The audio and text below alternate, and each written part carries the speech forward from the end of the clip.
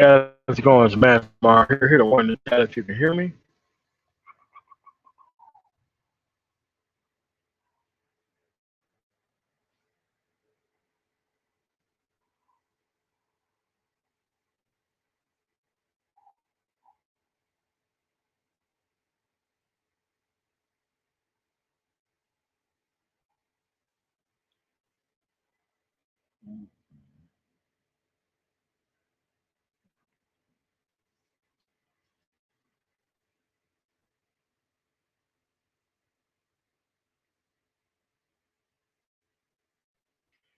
All right. Okay. So,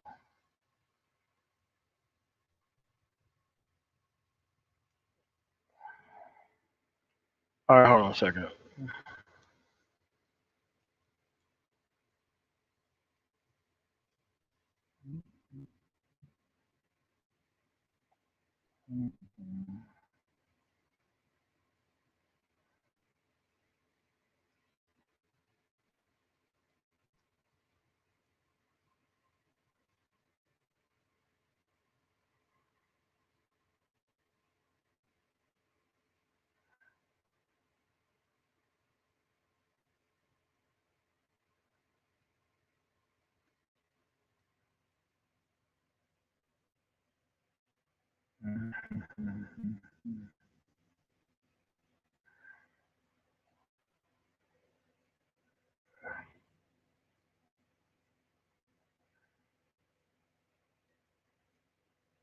All right, go.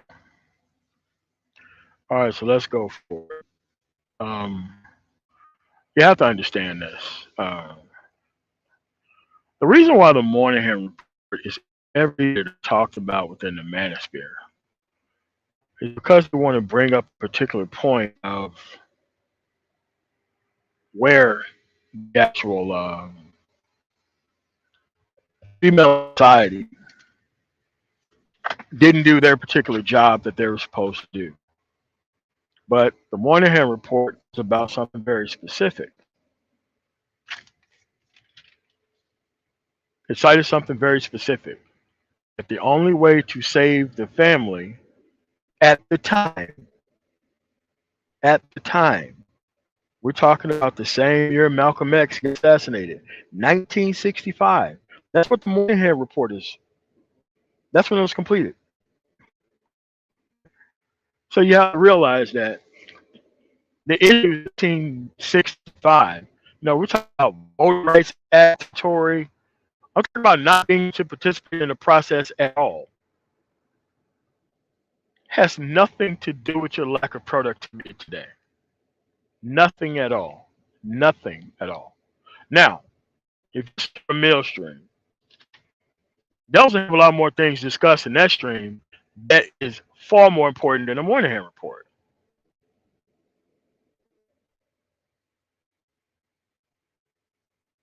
Far more important. But you can't cite the Moynihan report kind of by itself.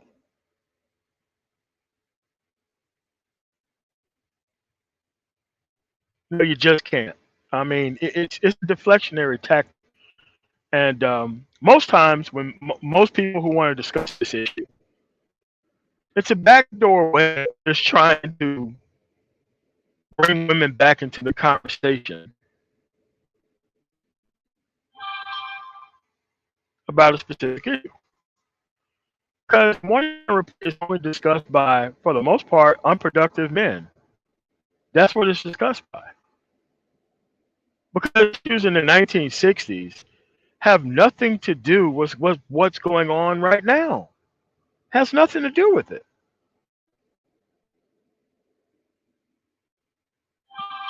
Me, a person who has boomer aunts, and I also have some silent generation aunts that are still alive today.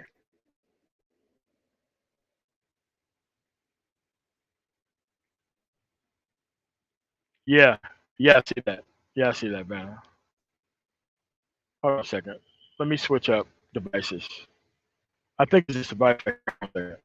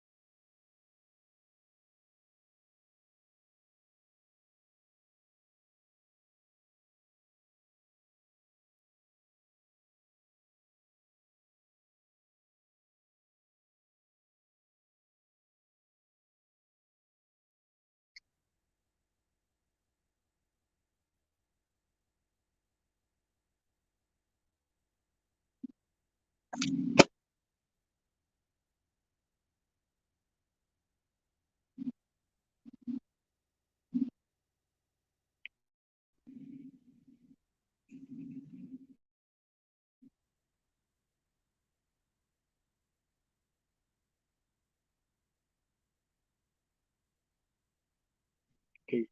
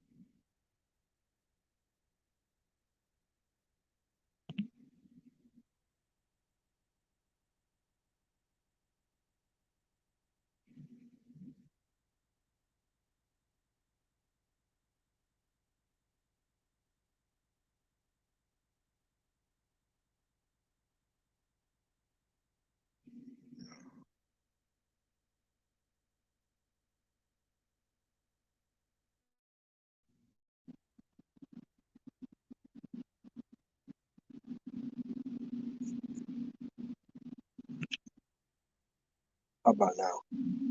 Yeah, hear me now?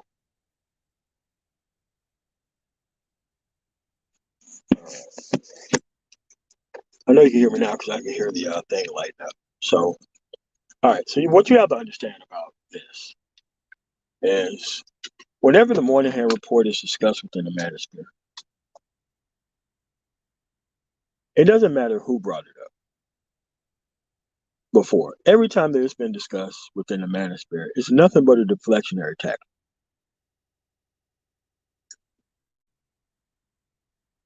The actual conditions of the Moynihan report, we're talking about civil rights movement.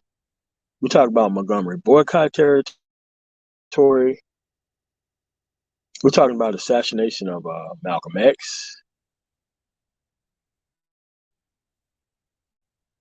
We're talking about before affirmative action. Like, there was a lot of things going on in this era. A lot of things that was going on in this era that we don't even discuss. But it's a backdoor way of trying to bring women back into the conversation whenever the Moynihan reports is actually discussed.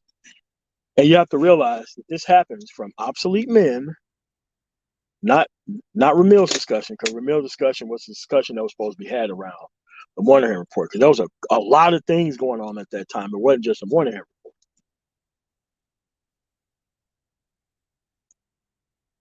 This is when the family was still kind of together. This is before the actual welfare programs and all that kind of other stuff. So you have to realize that the conditions of the 1960s has nothing to do with the conditions of 2022 right now. Nothing. You want to discuss the Moynihan report, but there was no discussion on the Build Back Better plan? We want to discuss the Moynihan report, but there was no discussion on the infrastructure bill?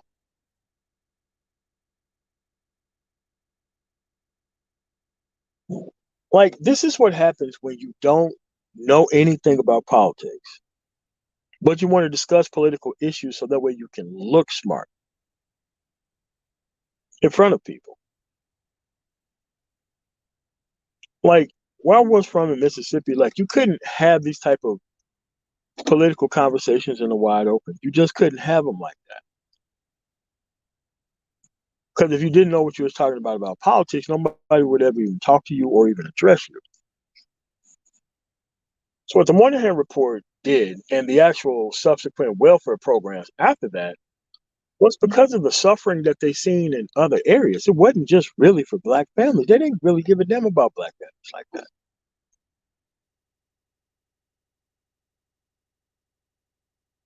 Even though everything that's in the report can apply to nearly any race that was left out of the actual conversation for that longer period of time. But whenever it's brought up in the manosphere, it's an obsolete conversation. It's like the Pookie and Ray Ray conversation versus EL bullshit. No man should be talking about the Moynihan report right now, because the Moynihan report, the things that happened then, had nothing to do with the actual people that you decided to associate yourself with. It had nothing to do with the level of lack of political engagement in society right now. Because the Moynihan report had a lot of input from people who actually cared about families. When people actually gave a damn about participating in the political process, however they could, because the Voting Rights Act wasn't really done at that point.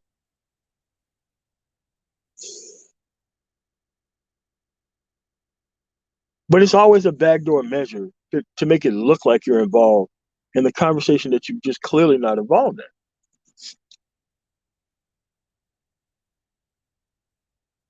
It's a deflectionary tactic. It's a conversation that don't even need to be had.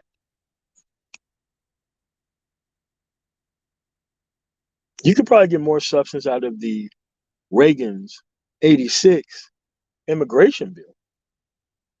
Since people want to talk about immigration, that's the immigration bill that you should be talking about.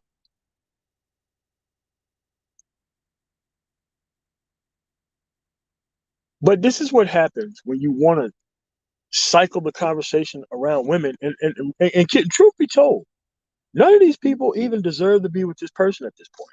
They can't produce for them. The only thing they can do is have conversations about them and then invite them to the conversation to not make any type of progress for real.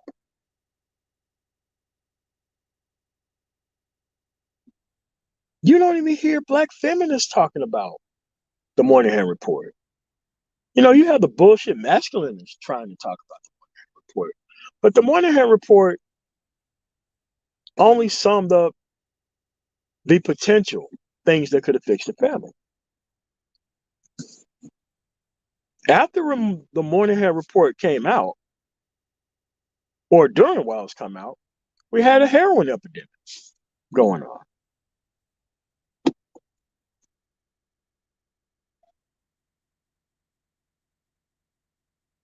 After that, we had like the black exploitation era and all that kind of stuff going on too.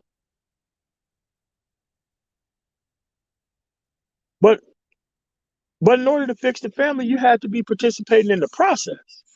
That's what that was. Full participation in the process is what they was trying to get you to do. Like I said at the first beginning, I'm gonna have to edit this out to at least up until this point. I had boomer aunts and I had silent aunts. My boomer aunts right now are just now hitting 60 years old. Some of them may be 58, 59, but most of them are clearly into their 60s. And I have silent aunts. Those aunts are, I think, 80 plus years old right now. There's three of them that's still around. And here's what happened between the boomer aunts and the silent generation aunts. What's going on, Christy? Even though my silent aunts was born into the same family, the same household, the same rules and regulations that my boomer aunts did, my silent aunts turned out far better than my boomer aunts. I think all four of my aunts, they were all married.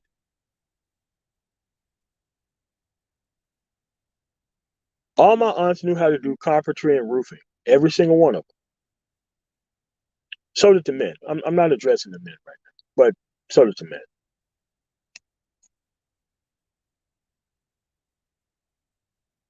So you have to realize that the kids of my silent aunts, they were born near the age set of my actual boomer aunts. They had the same outcome as my boomer aunts.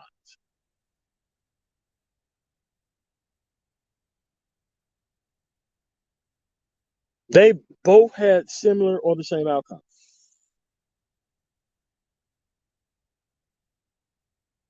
Yes. Were they born in a household? Yes. Was they born in an agrarian society? Yes. Was they born out in the country? Yes. And the moment we moved from the country to the city, the outcomes was nearly the same. You know, in my family, you messed up, they sent your ass to a big city. You couldn't be down south messing up the name like that. No, they didn't allow you to do that down there like that.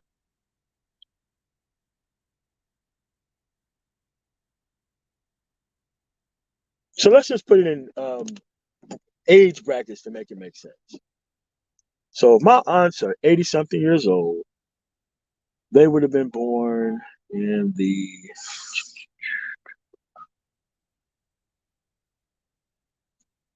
let's go late 50s. And my boomer aunts were born at least 10 to 15 years after that. So when my older aunts had kids, the kids were the same ages as my younger aunts. Yeah.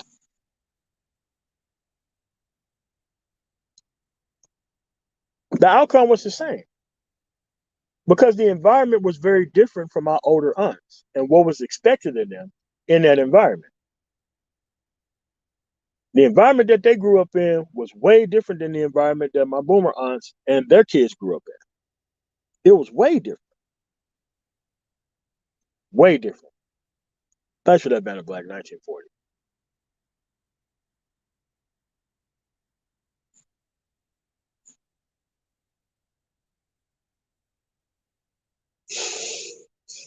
So the environment was different. Like my silent aunts, they lived through like the Vietnam War, obviously, but that was the generation where my boomer aunts were having the most fun. The black exploitation era, all that kind of stuff. Because when I go back to those family photos and from the at least the early '70s, all the way up into the '80s, you still see the boomers and the like the Xers, like the later on Xers. Both of the outcomes were nearly the same, except for very rare occasions where people actually stayed married and all that kind of stuff and produced a family and all that kind of stuff.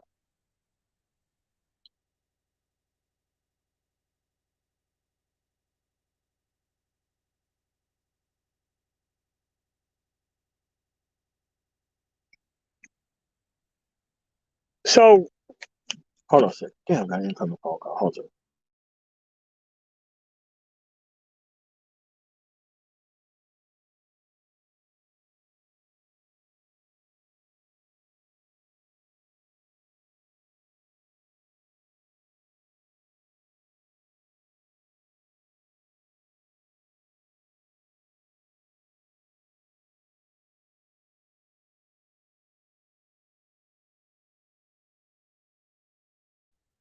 All right, there we go. I'm sorry. It's the middle of the day.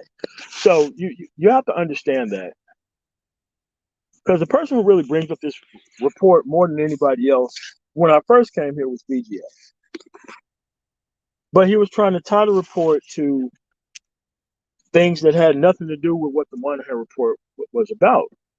The Moynihan report told people to get on their productivity shit because most people were locked out of the actual job market. They definitely were in the South. I mean, they were at some extent in the West and the East and the North, but that lockout thing was for real in the South.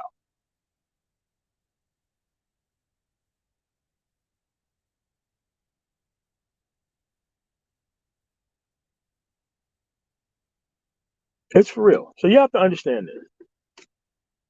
If you're still trying to bring women back to the table, if your arguments are based on women, then dude, you don't care about the outcome. Because here's the thing. You can't claim that you love, care about black boys right now. The ones who are 15, 16 years old who are looking for leadership, but the only leadership in the manosphere just seemed to be based on entertainment, nonsense, and relationship talk. And somehow we're going to protect those boys with the relationship talk somehow.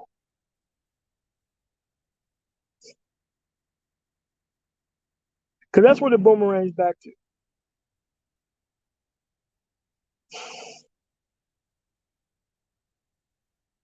How can you cite something, the case for the Negro family, when we don't have families anymore? We did back then. They were talking about the trajectory of the family and how to fix it. That's what the report was about. And because they didn't look at the report the way that they were supposed to look at it, because most people didn't take it seriously because they thought it was a quote unquote black problem. But guess what? This was an American problem. Because if you look at the statistics, which are at the end of the actual Moynihan report itself, it shows that the numbers were dropping for everybody, not just black people, for everybody, because it's the same problem that's going on in society everywhere.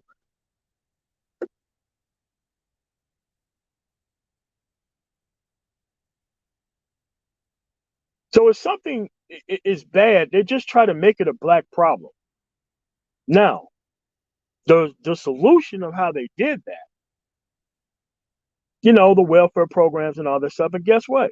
Everybody who was on welfare damn near messed up the money altogether. Didn't matter who got it. Because the results were nearly the same for all the numbers still dropping, even though they got assistance.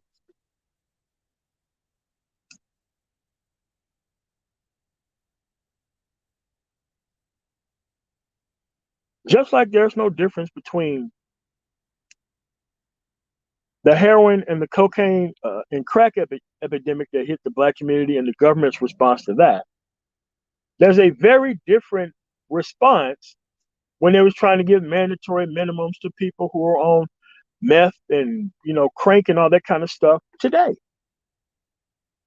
opioids, etc.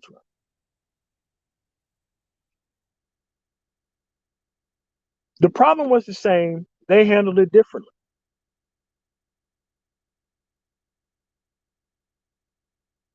The Moynihan report really has nothing to do with what's going on right now. Nothing. Because remember, we had enough time, if you read it, to respond to it appropriately. What's going on? If you cared about those things. Now, there's a way to care about it, and then there's a way not to care about it. If you actually cared about it, you would actually, the last thing that you would be discussing is relationships today, if you actually cared about the Moynihan report. Because the Moynihan report was about getting to the money. You was going to raise your family appropriately by getting to the money and taking advantage of the opportunity in society and actually participating in society. What's going on? Here's the Black Eye, Gina 789, Eric Bird, Royal, Lotus Sniper, Banner Black, Lotus Scalper, Eric Bird, D Raptor. What's going on, man? Yori, what's going on? Doug. I can see Doug. Trademark.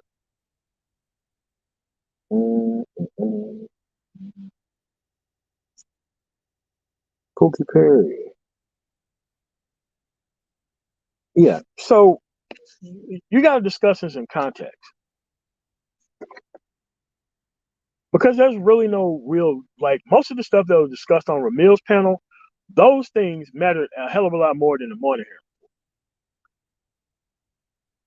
The lead in the water, the missed opportunities, the nothing really passed down portion. A lot of that stuff is a hell of a lot more important than the Moynihan report. Because they talk about the lack of tangibles after these things were created.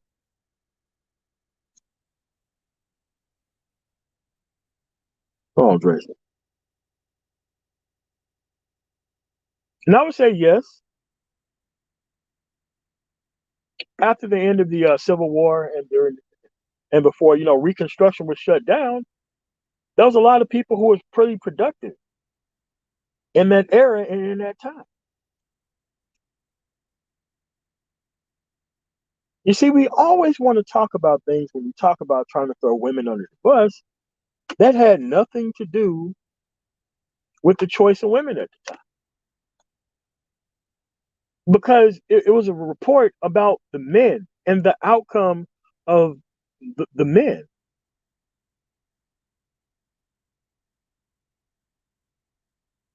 How are you going to be able to take care of the family if the man didn't want to work?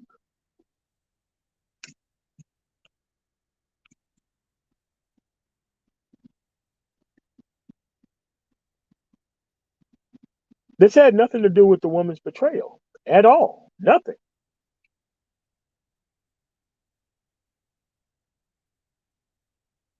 So it's always conflated with all these recent issues of today whenever we talk about something of the Moynihan report. It's not that long, it's 72 pages. I showed you the report at the beginning of the live stream. That report talked about being productive once you got the ability to participate in society. That report had nothing to do with citing women's problems at all or deflecting to it at all.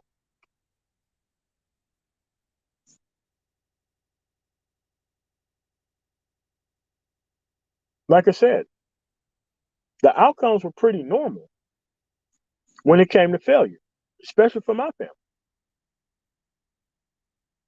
Every single one of my aunts and two of my uncles outside of my dad and a half brother, like, yeah, the failure rate was pretty much 100%. When it came to the 80s, outside of my dad, all those people got divorces. All of their wives went right back on the open market and did whatever the hell they wanted to do.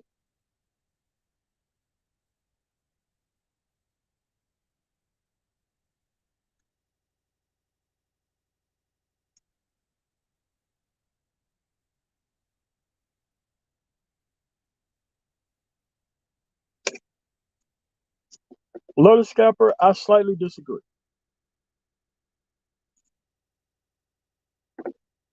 More education happened at the home before integration. After integration, all the education stopped at home.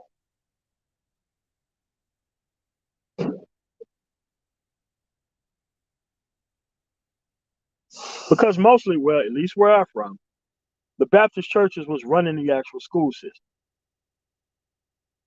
hiring people from the community to teach the actual people in the school. That's where it was in Mississippi. Just because you have access now to public schools that were integrated with whites, that doesn't mean that you lose the ability to teach your kids at home when it came to actually reading to them and making sure they're on the up and up, education wise. Even though most of these people were demonstrated a better process than integration have actually given them.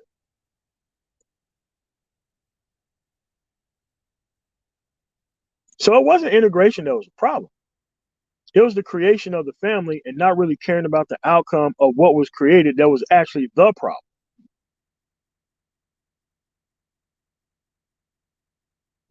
So, see we here.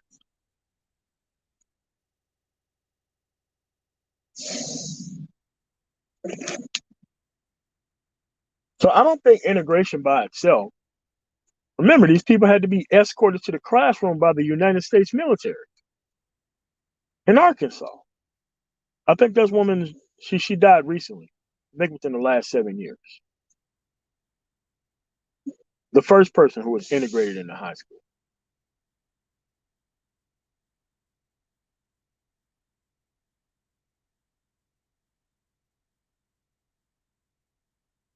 But most of this educational piece is some things that could have still happened outside of the school system, though. Was it messed up? Yes. Was it underfunded? Hell yes.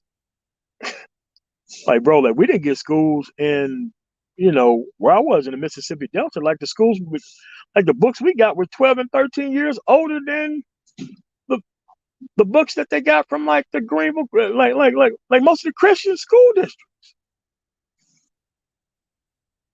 that you really couldn't go to if you were black, by the way. 12 or 13 years, math books, science books, all that stuff. We getting books, what, in the school in the 80s and 90s? We get, because you know, you get to sign into the book with the year. Dude, we getting books from like 1970.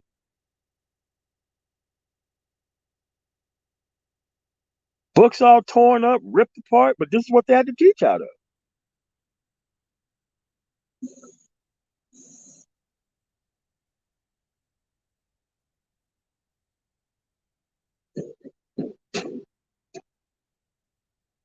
But the Moynihan report doesn't talk about these things. That's why I say the Moynihan report is a deflection tactic. Even discussing the Moynihan report when you don't engage or involve yourself in the political activities at all, man, it makes you look dumb, man. It makes us look dumb discussing the Moynihan report, especially when you didn't follow what was in the Moynihan report. The Moynihan report didn't say go be a black male feminist to compete against the black female type feminist. It didn't tell you to do that. You was going to be able to take care of your family with the skills and abilities piece.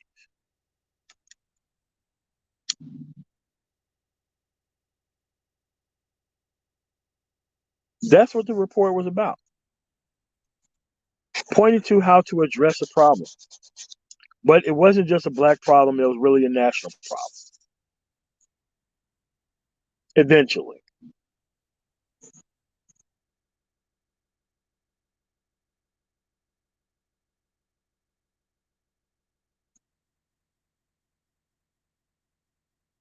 You see, a lot of these things get confused because weaponizing history is a very clear thing that's happening in the manosphere right now. Rather than talk about recent history and recent track records and the things you're actually working on and those outcomes, we want to start the conversation from places that it don't even need to be started from. Who really thinks that solving any problem for men within this space starts at the Moynihan report? What's going on, Mike B? Who really thinks that? Any problem that we have is going to be solved with the Moynihan report.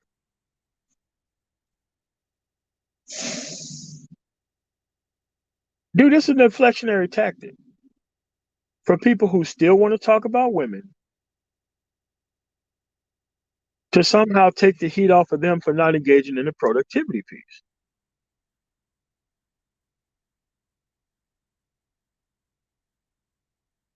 Because that's what's being deflected towards. They're deflecting from what they haven't done and what they haven't accomplished in their life to talking about meaningless things that don't even mean anything.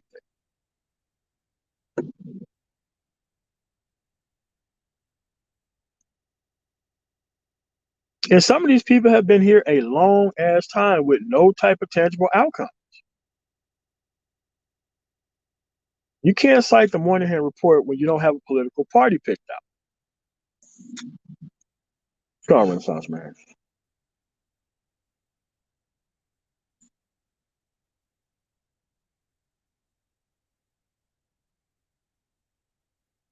We're talking about participating in a meaningful fashion, John Clark.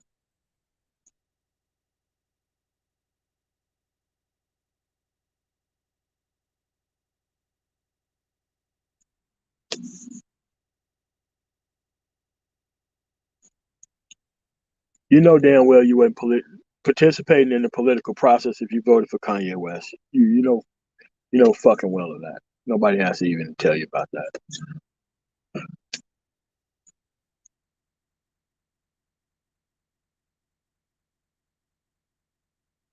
Think about it.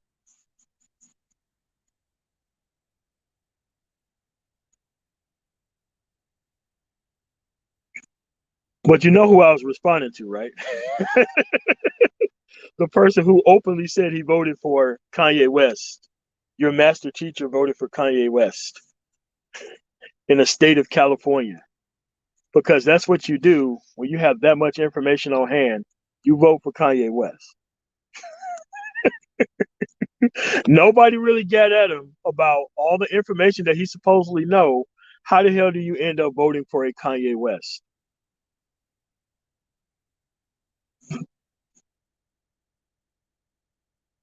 Hell, vote for Larry Elder. Shit, something.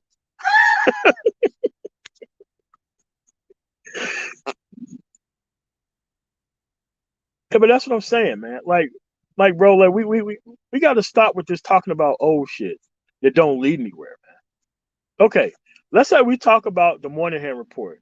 What are you going to take advantage of in modern society because you discussed the Moynihan report? Not any other thing that happened in the 50s or the things that happened into the 70s and that rolled into the 80s until now. You single out the Moynihan report.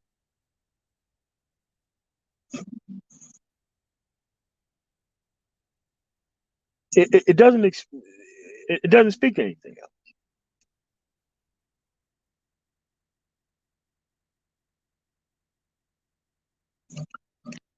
That's what it's deflecting and taking the actual pressure off of.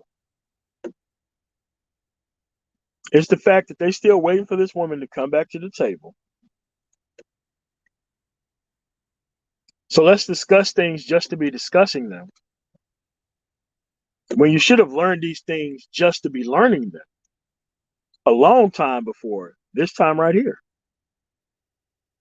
Like I said, the lead in the water. I think Angry Man brought that up, maybe Big Truck. A huge deal. Environmental terrorism by the large companies in the United States dumping all those toxins by the factories near the black community. That's a big deal. Was that discussed? No, not at all. Because those things meant a hell of a lot more to poisoning children outside of the selection criteria of the counterpart within the environment than the Moynihan report.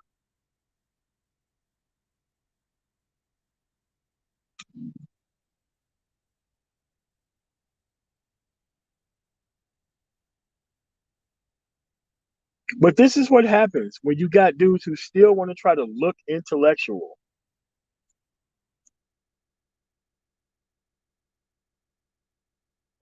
Yes. When Alma Adams made that bill specifically targeting black boys, did any of those guys actually talk about it? They didn't talk about it. They didn't talk about who voted against bringing it up to committee. Nothing. None of your masculinists, your PhDs, none of them touched it. There are consistently things being done by people.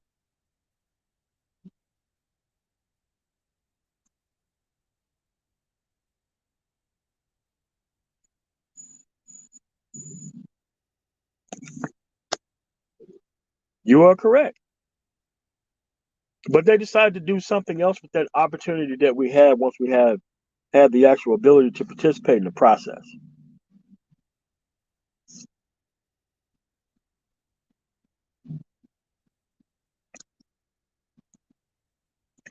So I'm gonna drop the link so that way we can be able to discuss this further.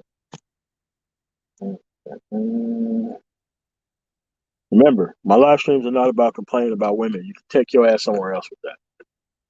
So, y'all want to come up? Y'all want to discuss this actual issue intelligently, and we talk about what we're gonna do tangibly, rather than discuss these old ass issues that ain't got nothing to do with our stagnation right now. Come on up and let's talk about it.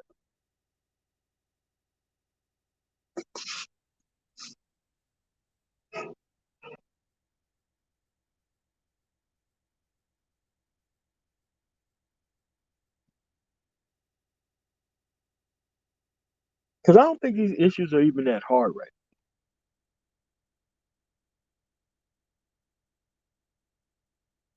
now. Like, if you want to talk about the gains that people made during the Reconstruction era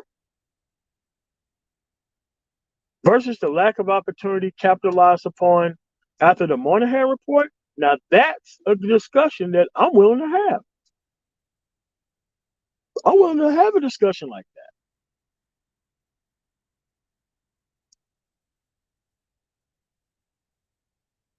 But what we have to realize is that we act like there were so many non-trustworthy people in the boomer generation, and all of a sudden we came to Generation X, and all of a sudden everybody could be trustworthy.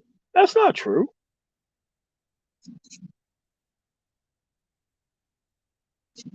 Most of those people did the same thing and made the same mistakes that the other people have done. It's called Renaissance, man. Let me quickly finish up this point, and then I'll bring you in. All right.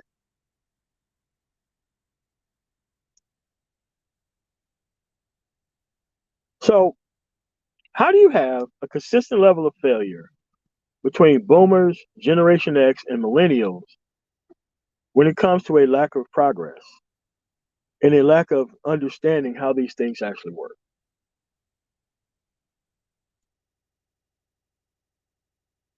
When it's clearly shown to be across multiple generations, it's either you are working toward tangible or you're not. It's either you have outcomes or you don't. It's either you have a tangible career field or you don't. It's not really that hard. This thing was all about outcomes. What's going on, Renaissance, man? Hey, what's up, MOT? What's going on, man? Nah, I just wanted to point out what you were talking about, Moynihan. Like I said in the chat, what he was talking about, the condition, was only applying to a certain segment Yes. of Black America. He clearly states that in the beginning of the report that he is talking about the Black underclass, which roughly 25%. You can argue it's grown, but who he was addressing was a certain group of the community, not the community as a whole. You could make the argument that more could be there would be more to be gathered from something like the Kerner Commission, which Yes. looked at other things like other obstacles, formation of the ghetto, or just barriers to economic mobility. Like, that's something you can look at that looks at policy, policing, all of those things, versus that is looking at one specific thing, which is just the family structure. Correct. I mean, because family structure is that's the only argument they have right now. It's talking about the family structure. Even though they don't have a family or a successful family, somehow the family structure, it always circles back around to that. Some reason. It doesn't make any sense. Like, people were still being discriminated in banking in the 70s and 80s and sometimes 90s. Yeah, that would stop you from economically being able to do things, especially if you're a business. And if you cannot get access to credit because they won't give you an account, yeah, that affects you. Clearly it does. Yeah, because they talked about things in that report like the new jobs coming forward, the new location of the jobs. I mean, like I said, there's an economic piece as well in there too. And it goes back to I believe someone said in the chat, it goes back to not having to talk about productivity.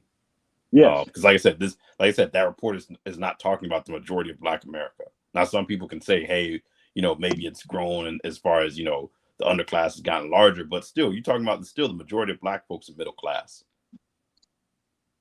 And to be quite honest, the people who was in that 25% that they was actually focusing on, that was in the South and rural areas. This wasn't about economic centers where Black people already work. It was not about that. Because if you look as a percentage wise, there's a lot of people who live down south. Where was most of the nonsense happening? Down south. The people who could afford to moved up north, but a lot of people still stayed down south in those conditions. And that was an attempt to go after those people in those conditions. Not to try to use this as an aside to circle back around and talk about male-female relationship dynamics because of the Moynihan report. That's not what that was about, man.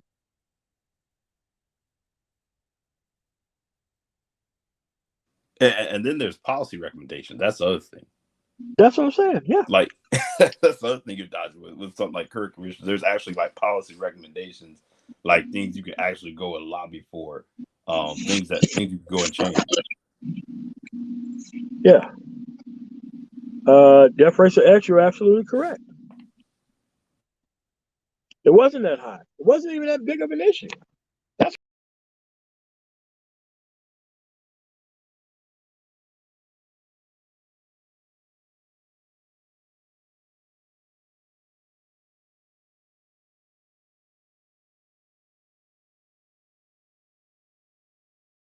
oh, sorry about that. I had another phone call. Yeah, so it's like talking about something that old and then trying to cycle it into the relationship conversation just so that way you don't have to talk about productivity. Man, that's some clown stuff, man. That's some clown stuff, man. For real.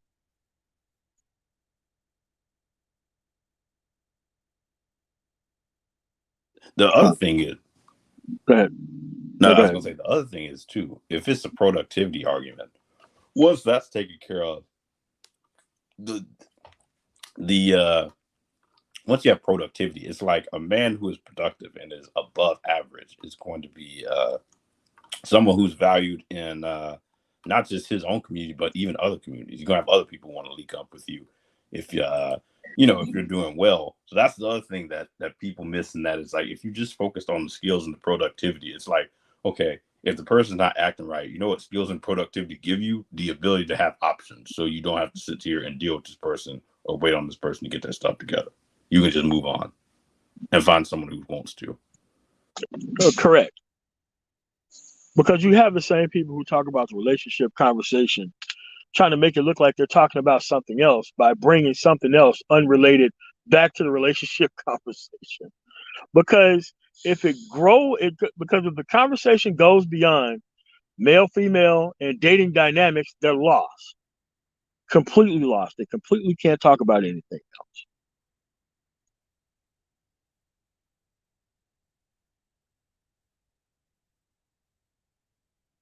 Yeah, no, that's They're where just that's the go ahead. funny thing is like a lot of these conversations they have them and they'll have them on it's on different social media platforms.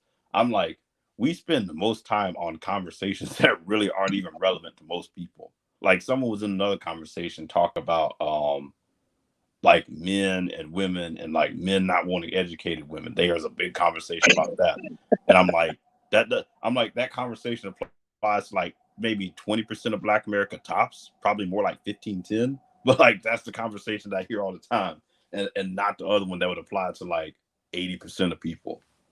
Like that's the thing. That's the trend in all these that I see like gender war type of conversations. Like when you hear the arguments being had, they're talking about a minority of people and then trying to like uh basically extrapolate it out to the entire community. I'm just like, this doesn't apply to like even close to the majority. Like I said, y'all talking about a minority of people, but that's what dominates the conversation.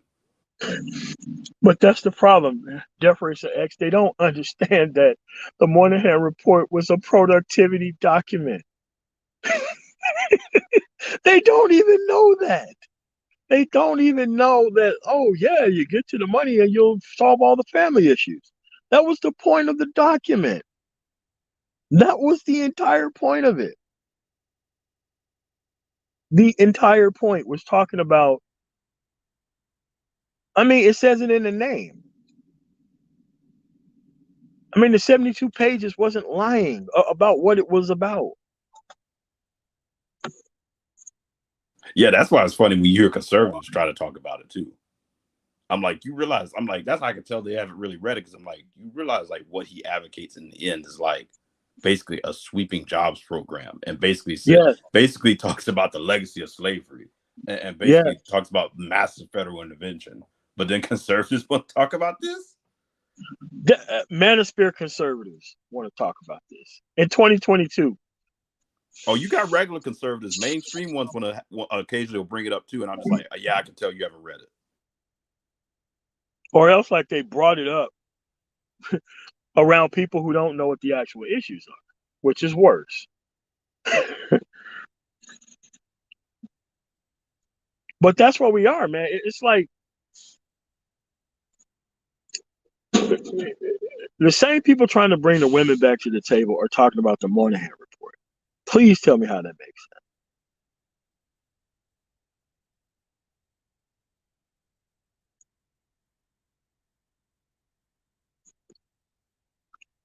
sense. Well, well, you know what? It's that too. But I got to get people out of the realm of thinking this is a boomer related issue. It's not like the boomer generation had all of these problems, and then Generation X came around, and then we fixed everything. It's not like the boomer generation came around and all of a sudden Generation X and millennials and everybody else, we just fixed everything.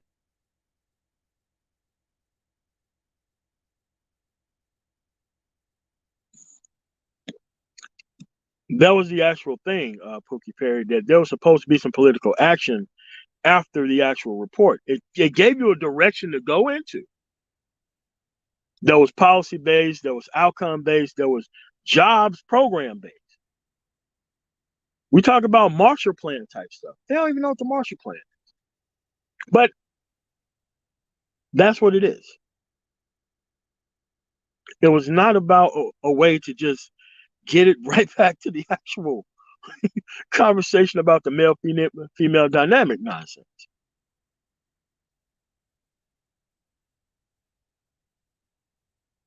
Renaissance, if you speaking, I can't hear you or I can't see you talking. No, I'm on mute. Oh, okay. All right, because I'm on the phone exclusively. Yeah, but you have to realize that this is why you got to keep abreast on things, so that way you don't get caught up in the spreading of political ignorance in order to get back to your main point of just discussing women, because that's what it is. And the women are not even at the table. And they admit themselves that the women are messed up. Like that's the crazy thing. You admit the product that you want is messed up, is defective. No, I mean, but they want to settle for the product no matter what is going on with it. That's what most of the problem is here, which is fine. But it's just that you can't just run over and try to monopolize the conversation with the with the female talking like, oh well, let's just discuss policy. Well, this policy is going to connect right back to the male female dynamic conversation. Especially when the individual asks you what page is this stuff on, and you don't have any idea as a man, and the document is about you, but you don't know what page this stuff is on because you never read it. But you want to discuss it, but you never read it.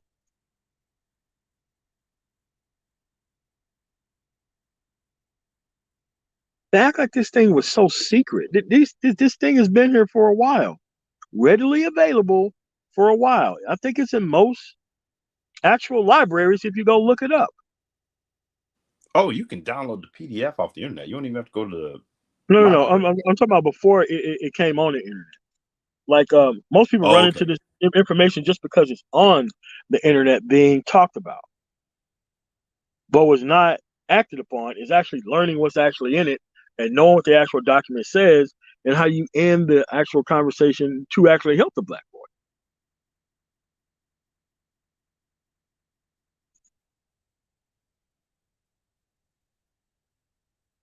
But that's what the problem is. Like like all those things that they were bringing up on Millstream, all those were policy related issues, along with the Moynihan report. All of those things were policy related issues.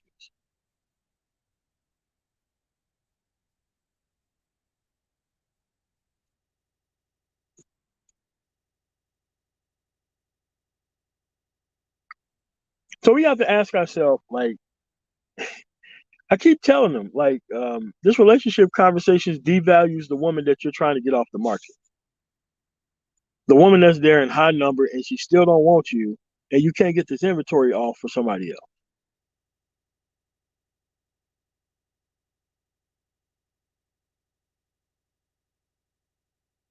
Yeah, brass tacks, that could be the case, but it's really no reason for this type of level of stupidity right now.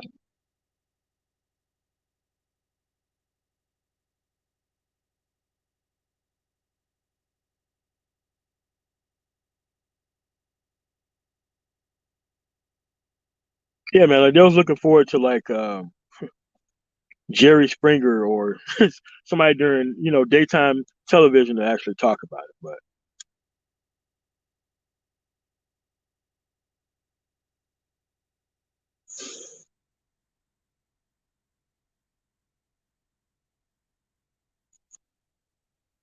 I don't think that's necessarily true. I think that people socially retarded themselves to keep themselves in the good graces of the women. That's what I think men actually purposefully did, and they engaged in this anti-intellectual nonsense, and they tried to dress it up as if they actually cared about the community because they didn't go out and produce like they were supposed to, when they actually was a detriment to the community because they brought nothing to the table when they actually did have a kid for the most part.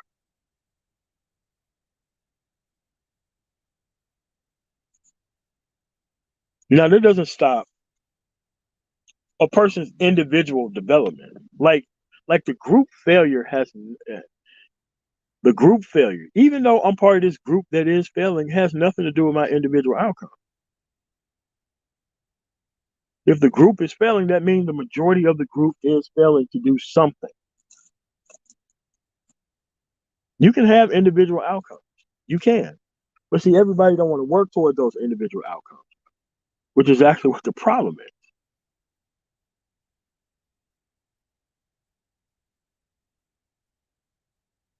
But it's still a deflection, man. It's a deflection. And it's like, okay, before the Moynihan report conversation, what were they talking about before this? What were they talking about before this? The relationship conversation. So let's say you bring the relationship conversation to talk about politics, which they never talk about. It's, it's kind of like when they talk about Black Lives Matter. They don't talk about no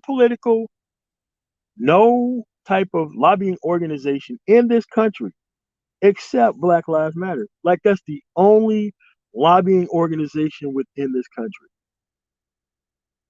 which again connects back to the actual relationship conversation.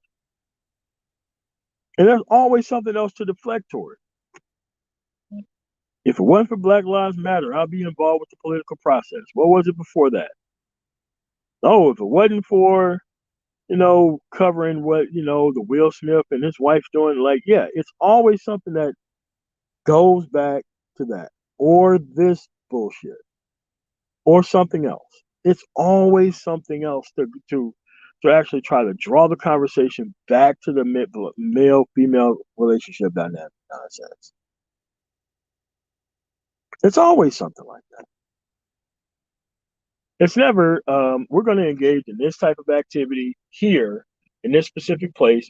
We're going to move from where we are and start engaging into the top 10 jobs that are actually open within our state. Yeah.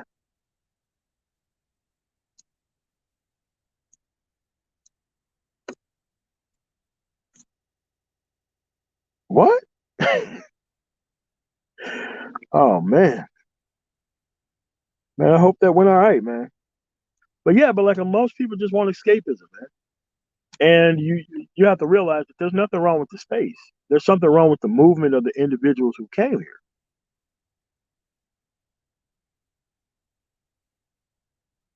So what you got to get with these deflectionary tactics, because it's always things about, they claim that they care about the boys. How can you care about the boys if you ain't really trying to get your stuff together as a dude? What's wrong, Lil Rock?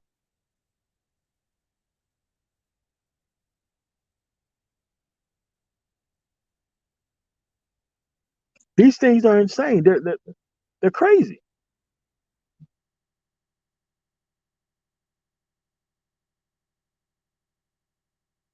But read the report.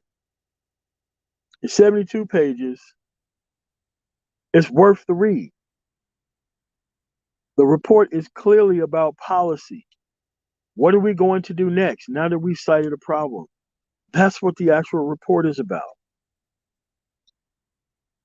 And they wasn't talking about the whole of Black America. They wasn't.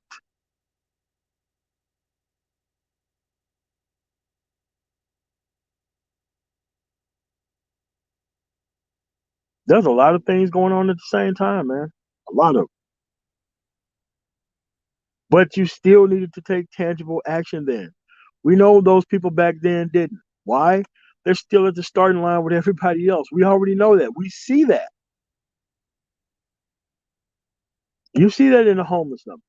You think to yourself back, what this person did 10, 15, or maybe 20 years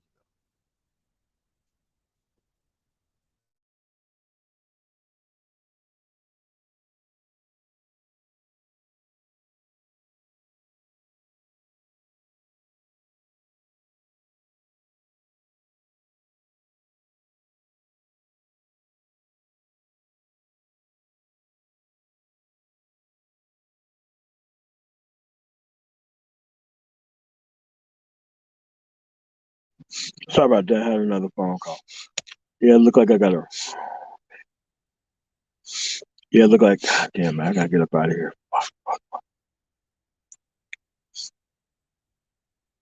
Right, what's going on, man?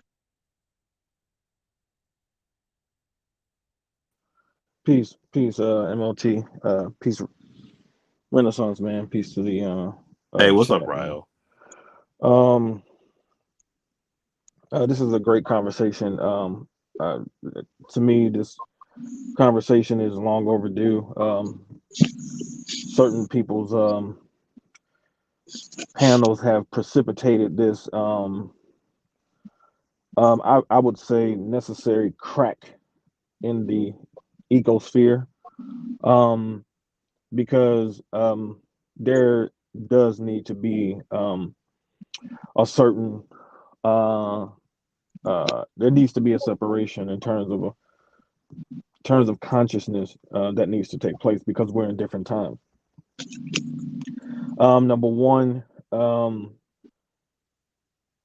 we have so many advantages at our fingertips right now. Literally, you can get on the phone and you can.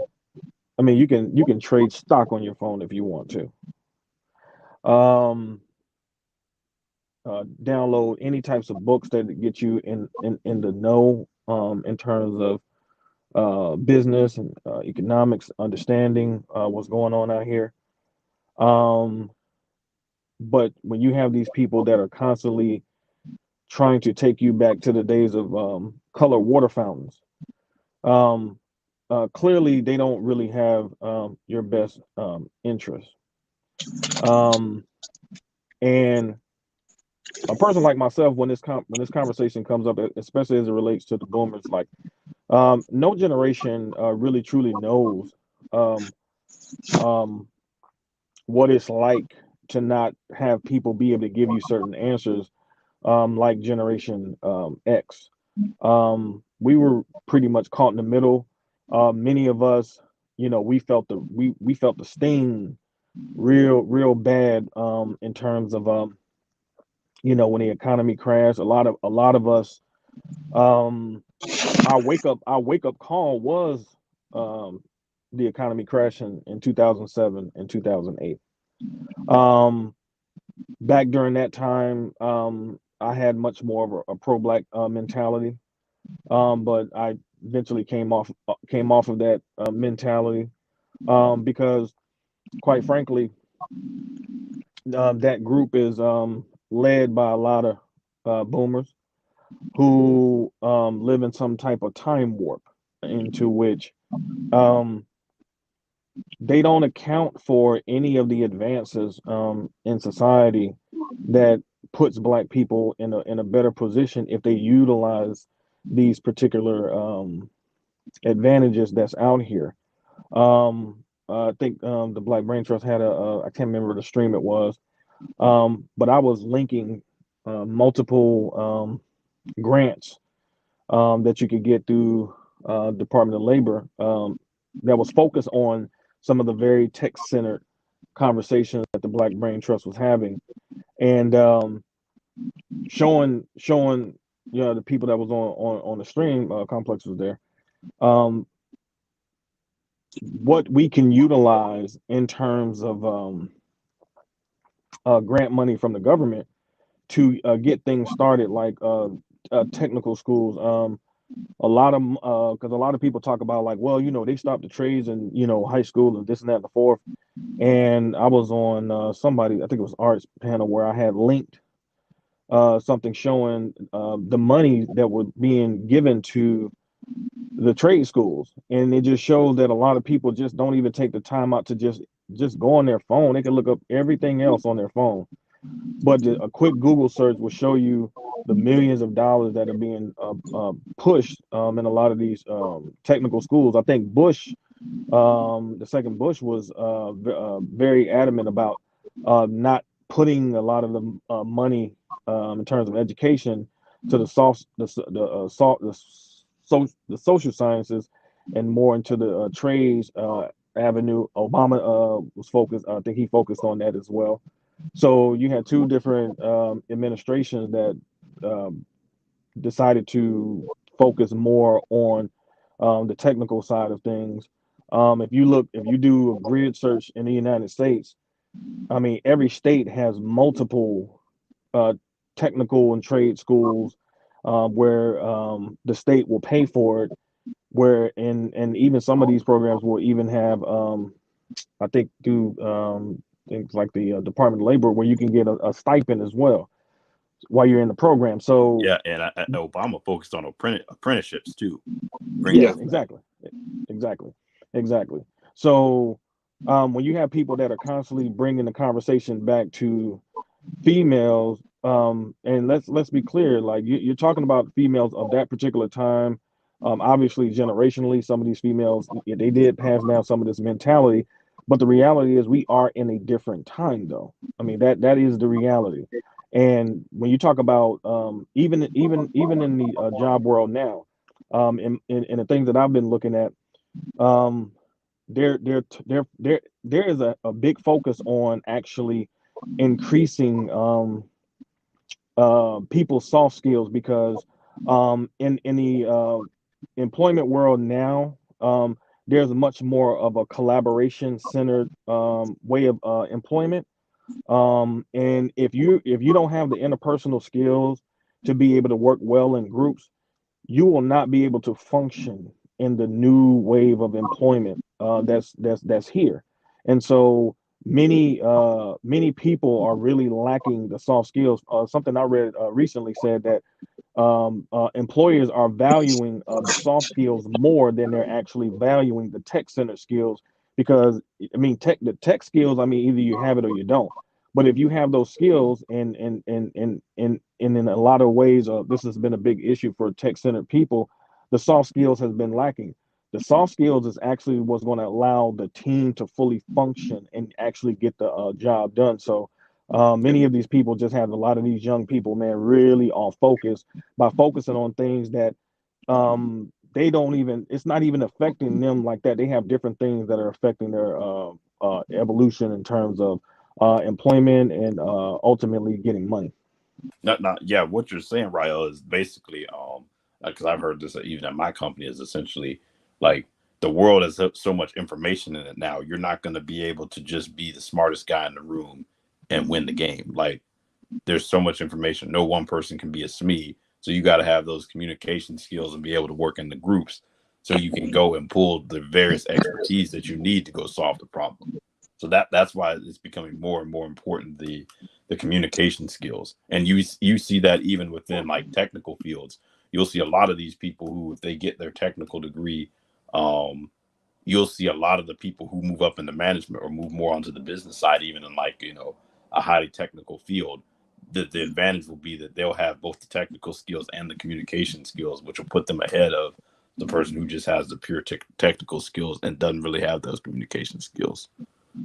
Correct. Fernando, thanks for the $5 cash app. Dollar Washer, like that's what I mean. Like we don't need a different and separate groups. It's just that you gotta support the groups that are already here. So this is a kind of conversation to take it away from. But people want to talk about the past to loop it back to the women versus the dude who just want to do the productivity. That's all that is. It's just that there's never going to be a large group of people, because a lot of people have really socialized themselves out of this type of discussion because of what their end goal is and the type of people who they're trying to please are. But that's how this works. You talk about the actual issues that you want to talk about, and then you have a comparison over time over where you're actually going from listening to relationship talk, because we've been talking about it for like 6 years, versus time to put this stuff into action and the actual action piece and where you go from there.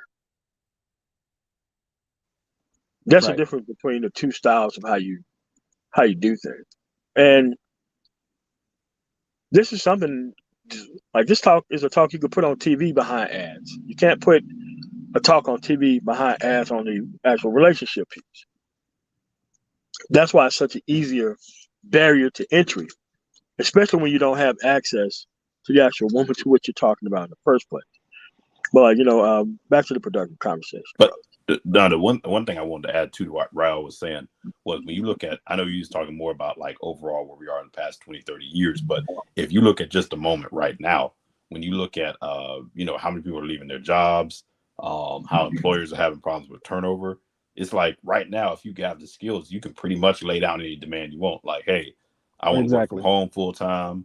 Right. You know, I want this X amount of bonus because, you know, this skill set is in demand. You know, it's a worker's market right now. It's a tight labor market. So if you Right. got the skills, and like I said, people have become so used to working virtually, like that's now become the norm. Like, people in my company and other companies have said explicitly, like, hey, we have to make this job virtual so we can get the best talent, because that's how the world's going to look going forward. Like, so that's another advantage you have if you, you know, 5-10 years ago, or even, you know, 2 years ago, put yourself in a better situation to, you know, have a better life.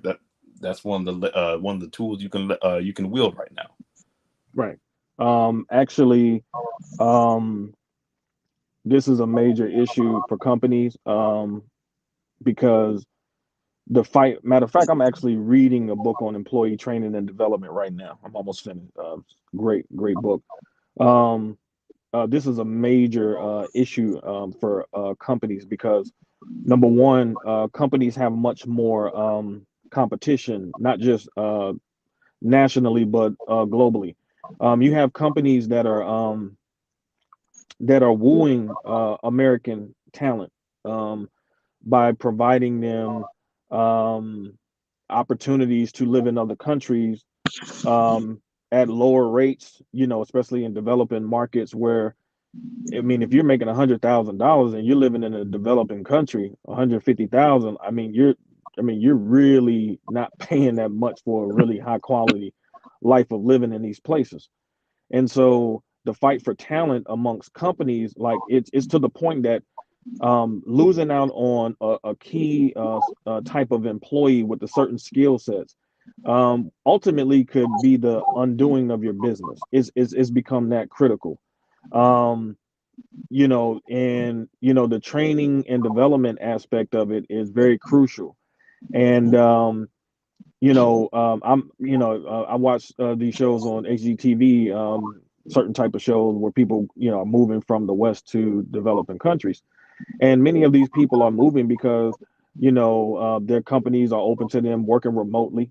So they, you know, they'll say, okay, well, if I'm making 150,000 here, well, I can take this over here to the Bahamas, and I can take this over here, and I can be by the water, and I can just, you know, be working on my computer, looking at some beautiful water, chilling. So, um, couple that with this great resignation, you got so many people that are quitting jobs. People are not beholden to jobs. They have different opportunities out here.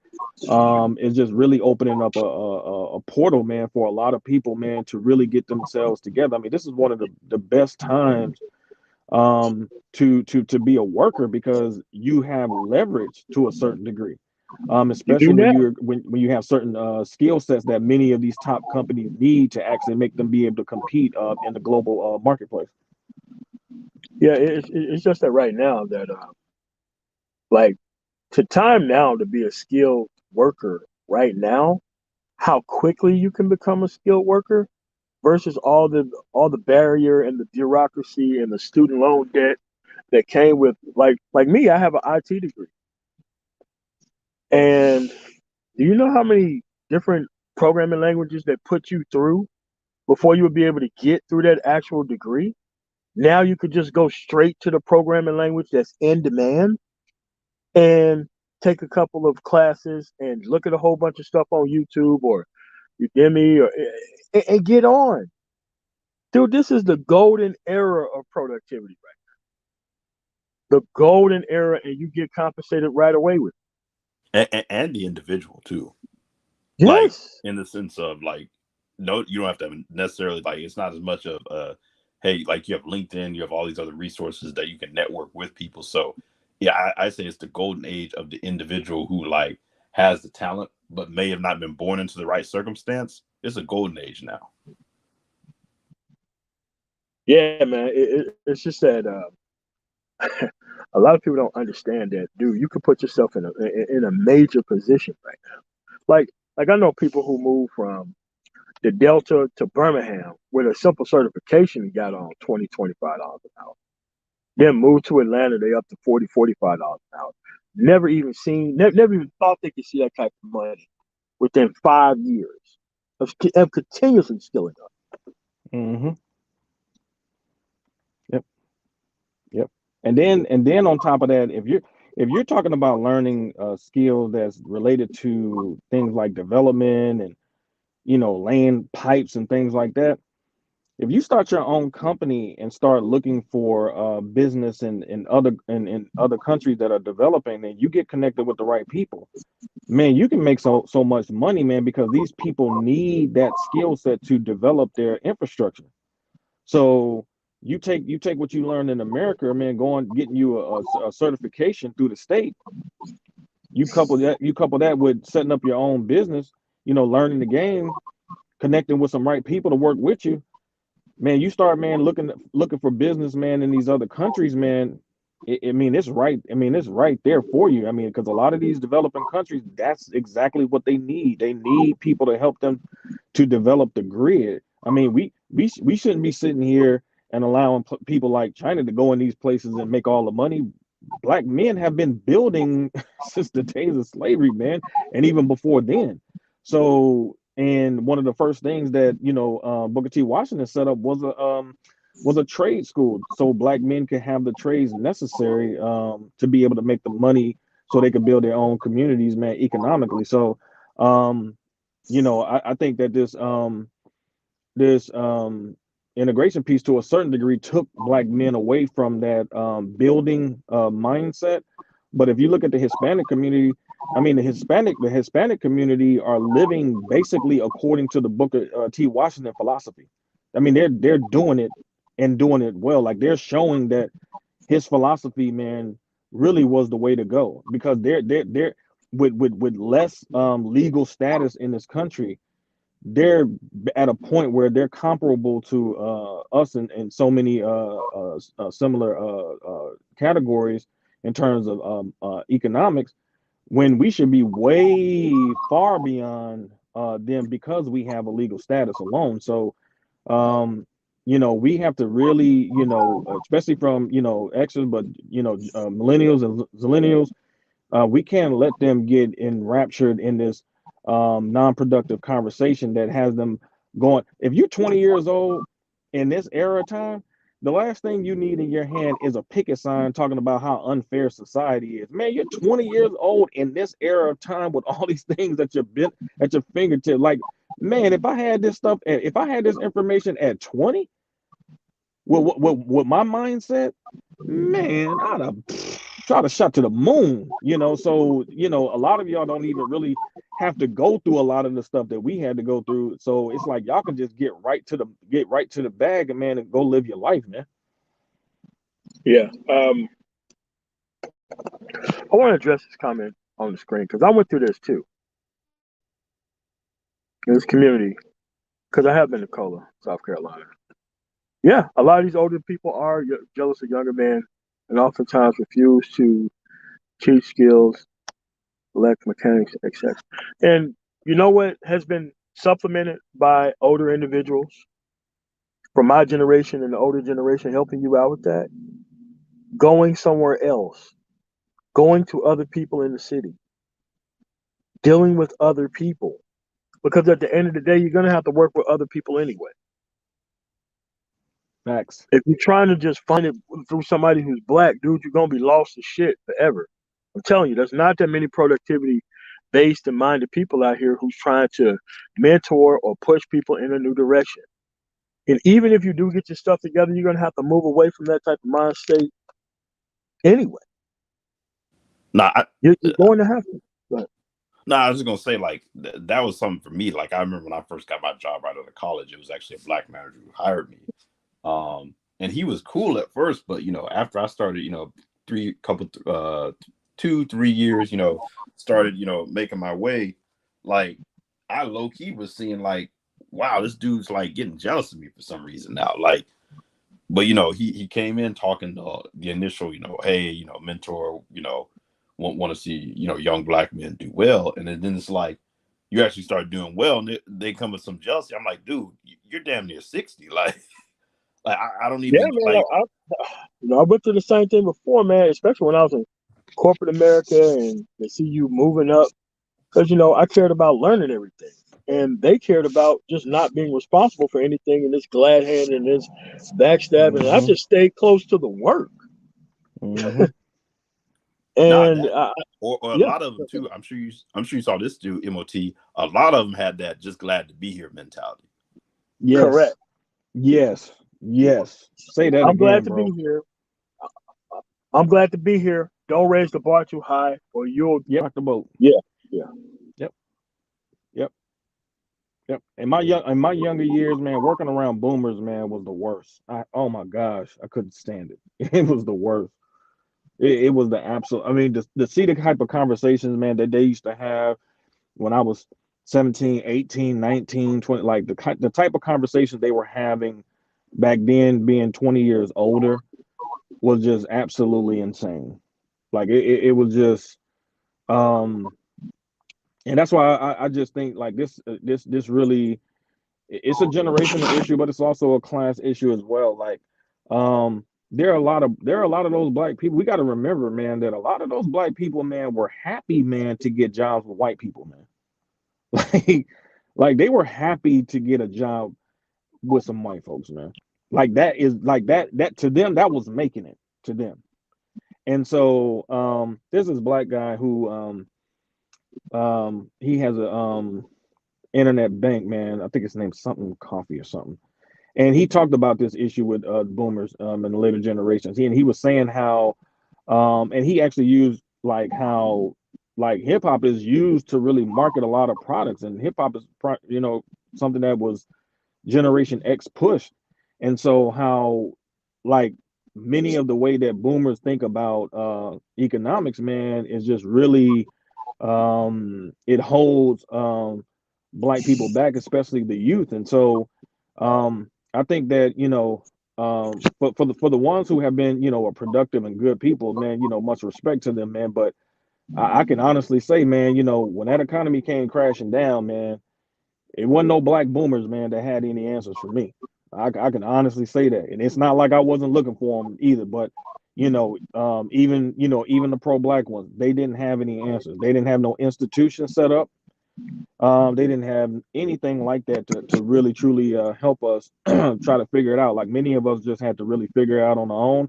And a lot of the stuff that allowed us to really figure things out was going to those white sources, man, going to those white sources as far as information that really was breaking down what was going on and putting us on a different path in terms of economics and business that really allowed us to really come out of that dire condition, man, because many of us, man, had got degrees around that particular time as the economy, man, was crashing, and there was nothing that was there waiting for us. There was absolutely nothing waiting for us.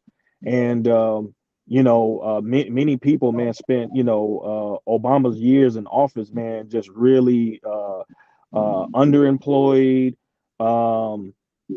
barely employed. So at the end of the day, like we really have to really get away from these type of conversations that really just basically make you feel like there's no point in going out here and competing, because there's always some scary white man behind some corner trying to get you. Yeah, I mean, I agree. I mean, I agree. But the obsolete, men and and the women who know it's about them, they're gonna come to the table for that. And you just got to be able to just get out there and get started, man. And you have to understand that once you start moving up the productivity ladder, man, that stuff is gonna get plenty non-black. And you're gonna have to learn how to survive in those societies and things as well, which those people don't have any information on because they never went anywhere or tried to do anything. Right. It's there to separate you from the exact opportunity that you should be engaging in right now. That's what the conversation is there to do. Yeah, I had this black chick that she said, this is on Facebook back in like 2014, 2015. And she she came to the realization that her mom had taught her wrong in terms of how to be a woman. And she asked her mom, she's like, when she found out her mom knew what the answers truly were, and she said, Mom, if you knew what was right, she said, why didn't you teach me what was the right so I could be successful? And she said her mother's response was, because I didn't want you to do better than me. We have that same mentality in male boomers too. There is a large cohort of these type of people. And the irony of it is that every generation naturally is supposed to do better than the previous one. When an immigrant family comes over here, poor, and work themselves to the bone so their son can go to medical school, they agreed to take it on the chin and put that son in the best position he can be in to be successful, because generationally, once he becomes that doctor, that changes the trajectory of that particular bloodline and family.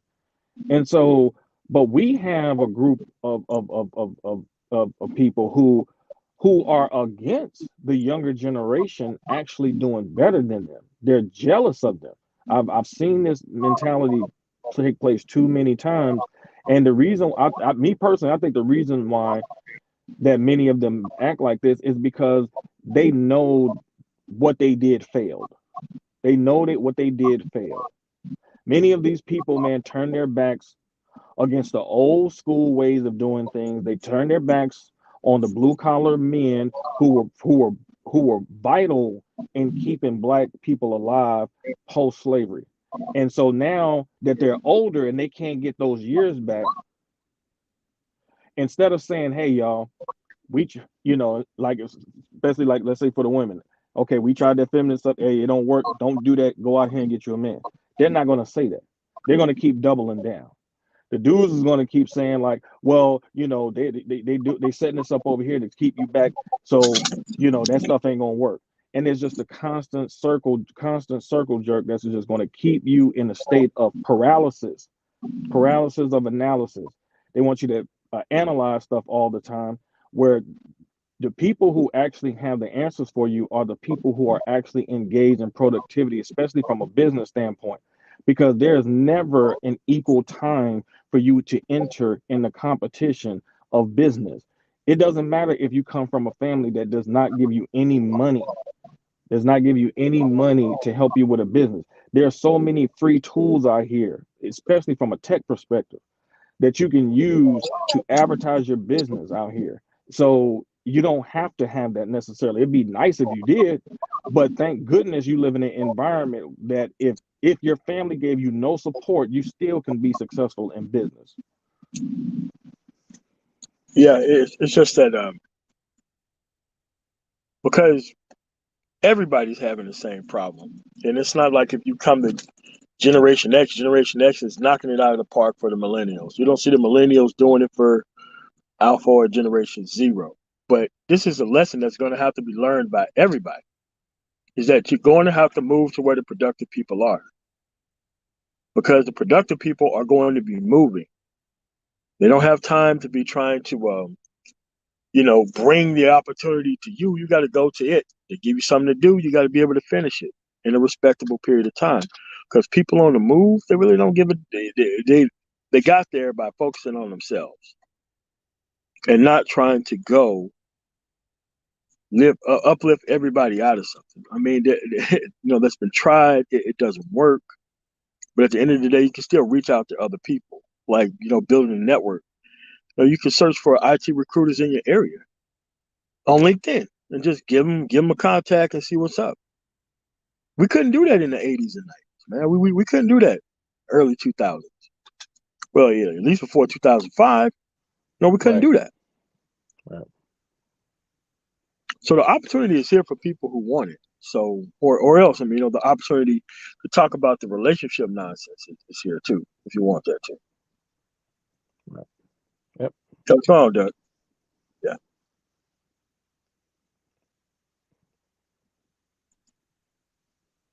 Yep. Opportunities are there, man. And the thing about it is that many of you men are in spaces with men like ourselves that are trying to orient you. In psychology, it says that in order for you to change, there has to be a radical shift in your thought process. So that's all we're offering is information that attempts to give you the type of information that you can utilize so you individually make that radical shift in your thinking, you know. And trust me, like, we're not saying like it's easy. Like learning the information is the easiest part. That's nothing. That's easy. The hardest part is separating yourself from people who are choosing to stay behind, because a lot of times they're going to be your biggest naysayers. A lot of times they're going to be people that you love, you know, and because they're so defeated, they're going to expect you to take a defeat too, because they choose not to play the game. And so that is the hardest part, like making sure you don't lose sight of what your end game is, because those around you choose to stay behind. You shouldn't have to shrink. You shouldn't have to shrink to make other people feel tall. Like that means if that means you got to move to an entirely different state to get away from that type of energy, especially as men, because that's in us. That's in us as in general. We that's how we move anyway. So a lot of times, like, you might have to go to a different state. The next state over could be your promised land for you if you choose to get out of that environment that you're in. If you find yourself around a lot of women and a lot of that female energy, especially as a young man, or really for that, and it doesn't really matter at age, but especially as young man, get out of that. That's why the military is so good, because it puts you around male energy, with demands, and it forces you to change your thought process. So, and obviously somebody like Doc Phoenix, man, shout out to him.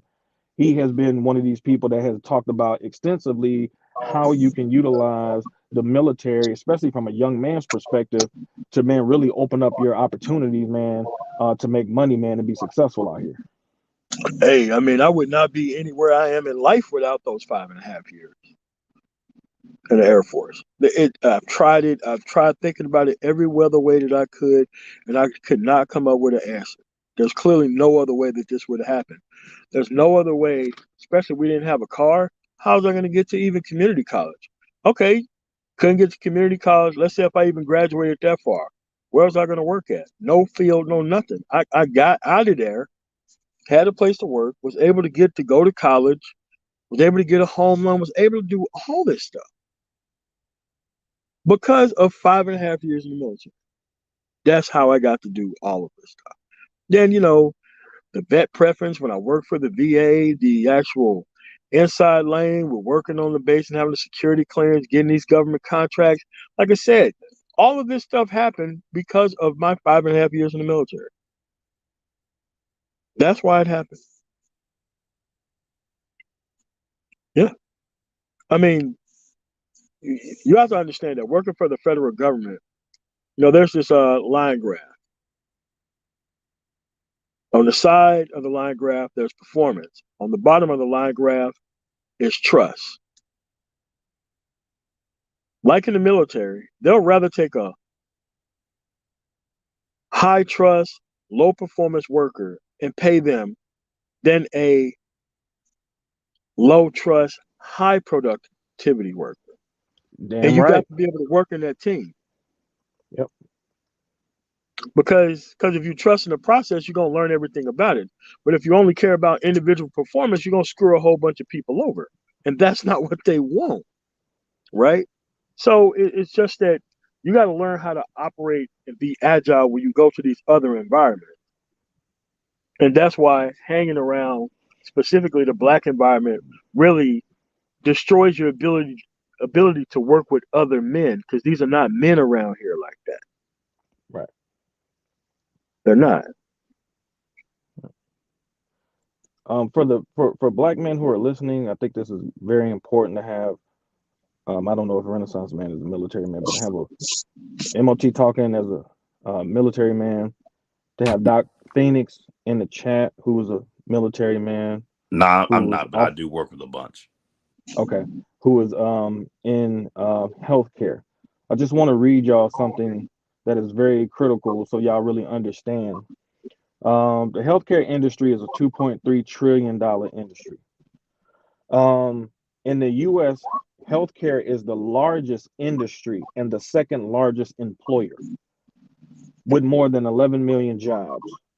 This continuous growth trend is a result of many consequences, including the large aging baby boomer population, whose members are remaining active later in life, contributing to an increase in the demand for medical services, the rapidly changing financial structure, and increasingly complex regulatory environment of healthcare, the integration of healthcare delivery systems, restructuring of work, and an increased focus on preventive care, and the ubiquitous technological innovations requiring unceasing educational training and monitoring. Given this tremendous growth and the aforementioned causes of it, it is not surprising that among the fastest growing disciplines, according to federal statistics, is healthcare management, which is projected to grow 23% in the next decade. Supporting this growth are the increasing numbers of undergraduate programs in healthcare management, health services administration, and health planning and policy, with over 300 programs in operation nationwide today. Most people think that when they think of healthcare, they think of doctors, nurses, nurses aid, and things like that. What many of you don't realize is where the money really is on the administrative side. That's where the money is. That's where all the opportunities are. Yep, that's This where you see a industry is not going anywhere. For all you brothers, man, I'm telling you, stop thinking that nurse, even if being a nurse, there are male nurses too, but stop thinking that healthcare is a woman-centered industry. That's not true. Most of the healthcare industry is dominated by men.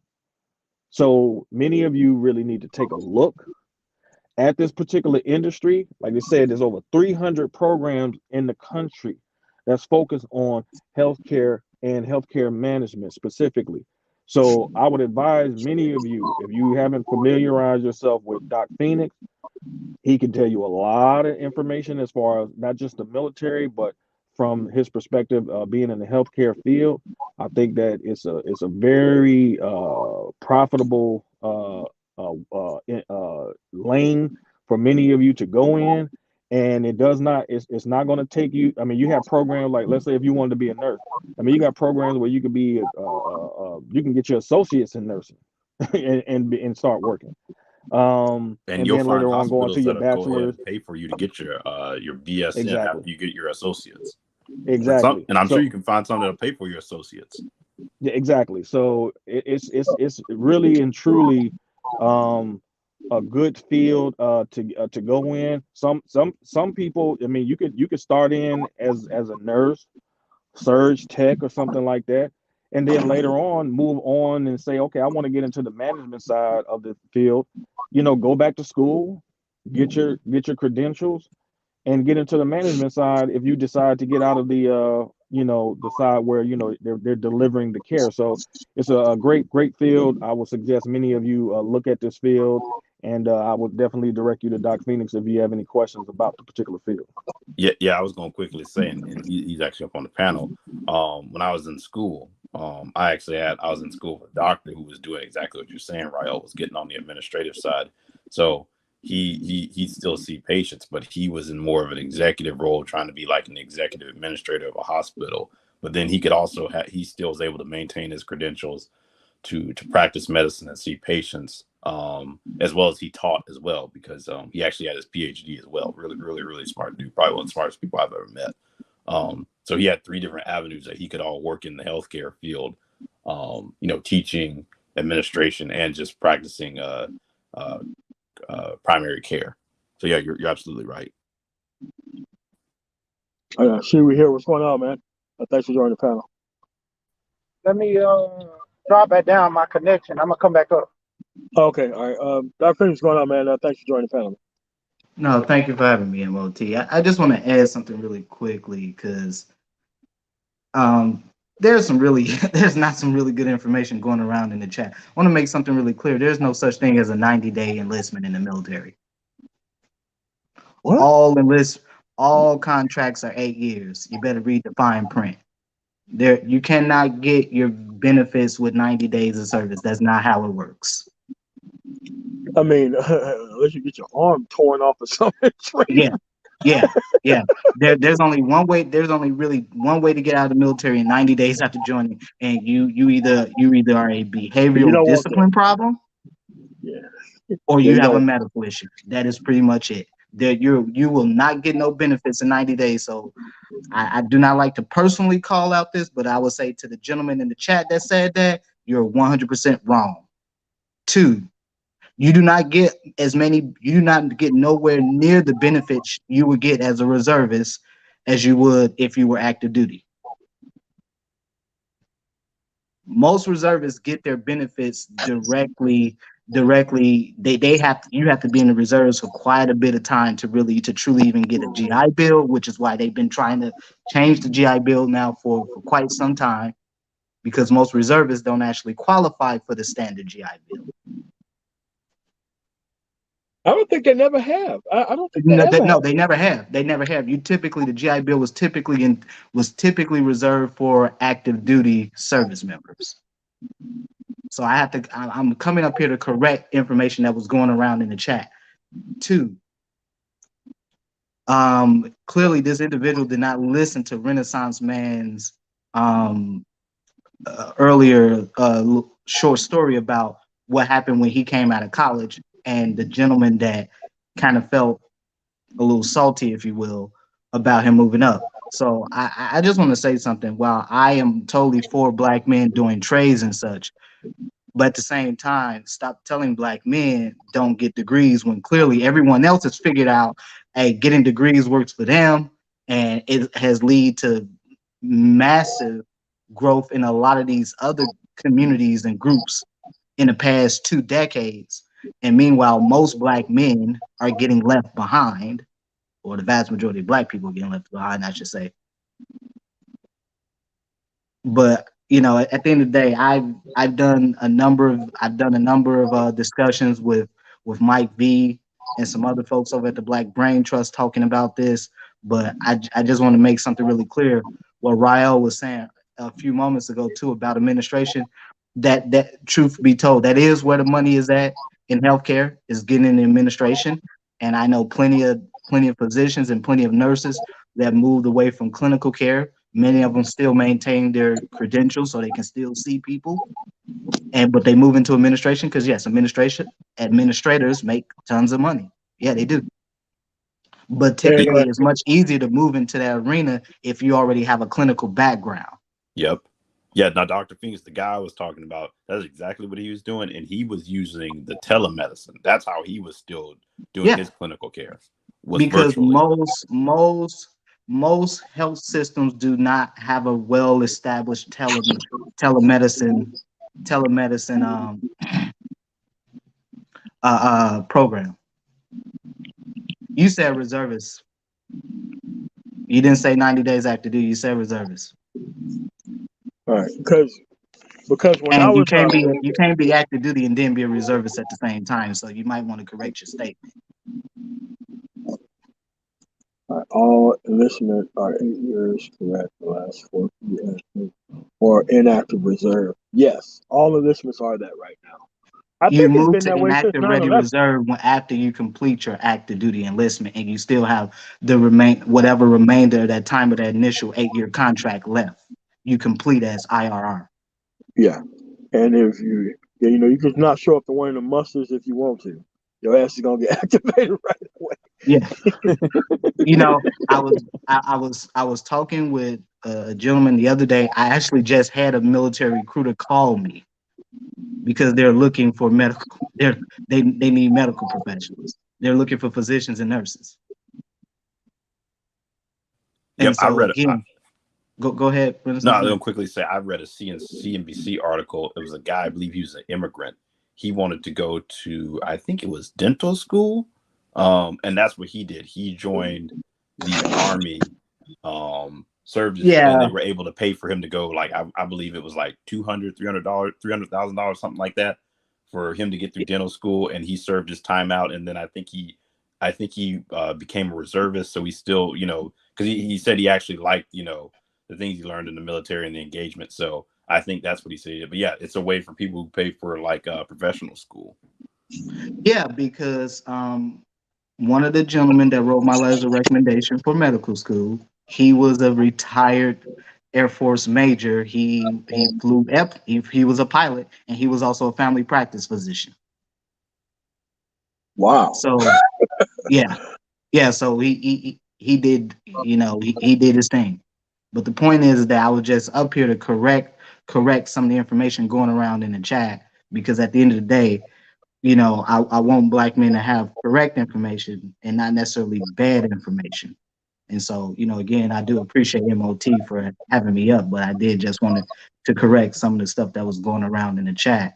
And again, big thanks to Rael, because he pretty much put the healthcare industry, pretty much summarized it pretty well for right now. Although I will say, if you're in clinical care right about now in this time, you can make a lot of damn money. I tell you that much. Oh, for Oh, sure. yeah. CNAs are making like $40 and $50 an hour, man. It's crazy. Man, I get you do realize I still have an active nursing license, and so I still get I still get text messages and stuff like that from folks. They want to pay me $120 an hour to go run some COVID clinics, or come up and be in an ICU or something like that. So I mean, these things are very viable, but I think Rael was right on the money, where black men need to get out of this attitude of thinking that healthcare is women's work, because no, the folks at the top, a lot of your clinicians, mostly clinicians that are really running things, are men, white men Are to be men. exact. Yes. Yes. Your Definitely. administrators, most of your administrators are white men. And also the other thing too is, I'm sure there's a need for male nurses just being out on the floor. But then B, also, if you're someone who's black in general, be it male or female, you already know you're underrepresented in the field. So you already know the biases that are going to show up because of healthcare, because of racism, the biases that are going to show up there. So to me, it's just kind of common sense of, hey, if you see you're underrepresented, you're going to have negative outcomes because of your lack of representation, and it's making a lot of money. Like, why would you fall into the mentality of, oh, this is women's work? Like, it doesn't make sense. I did about a 4-hour stream with Mike V about a year and a half ago, laying out how black men can not only just get into nursing, but moving to the medical field in general. And I specifically went through all the data showing all these areas of need where black men can step into these, with the proper education and course certificate, qualifications, and obviously passing your exams, your national exams, where you can move into these positions, and typically men in these roles make more than women do, because one, men tend to work longer. Two, men being a man in these roles, and specifically in nursing, comes at a premium. And so, hey, it is what it is. But I do want to correct the information out there. So yeah, I mean, see, the thing is that okay, let me say this. Diversity and inclusion 25 years ago was just merely lip service. Diversity and inclusion now is the difference between you having a successful business and going out of business. Because the need for skilled talent is so critical for your business model. Matter of fact, a few years ago, I think they ended it, but Google and I think it was Google and Apple had an agreement where they wouldn't poach each other's employees, because they knew they respected each other enough to understand that the need for talent was so critical. Like, it would be wrong to just even cross that line. So they had an agreement where they just wouldn't even try to poach each other's talent like that. Now, through the DOJ, like, there's language on why you can't do that. But diversity now, and that doesn't just mean diversity doesn't mean black people. Diversity means non-black, non-white people. Or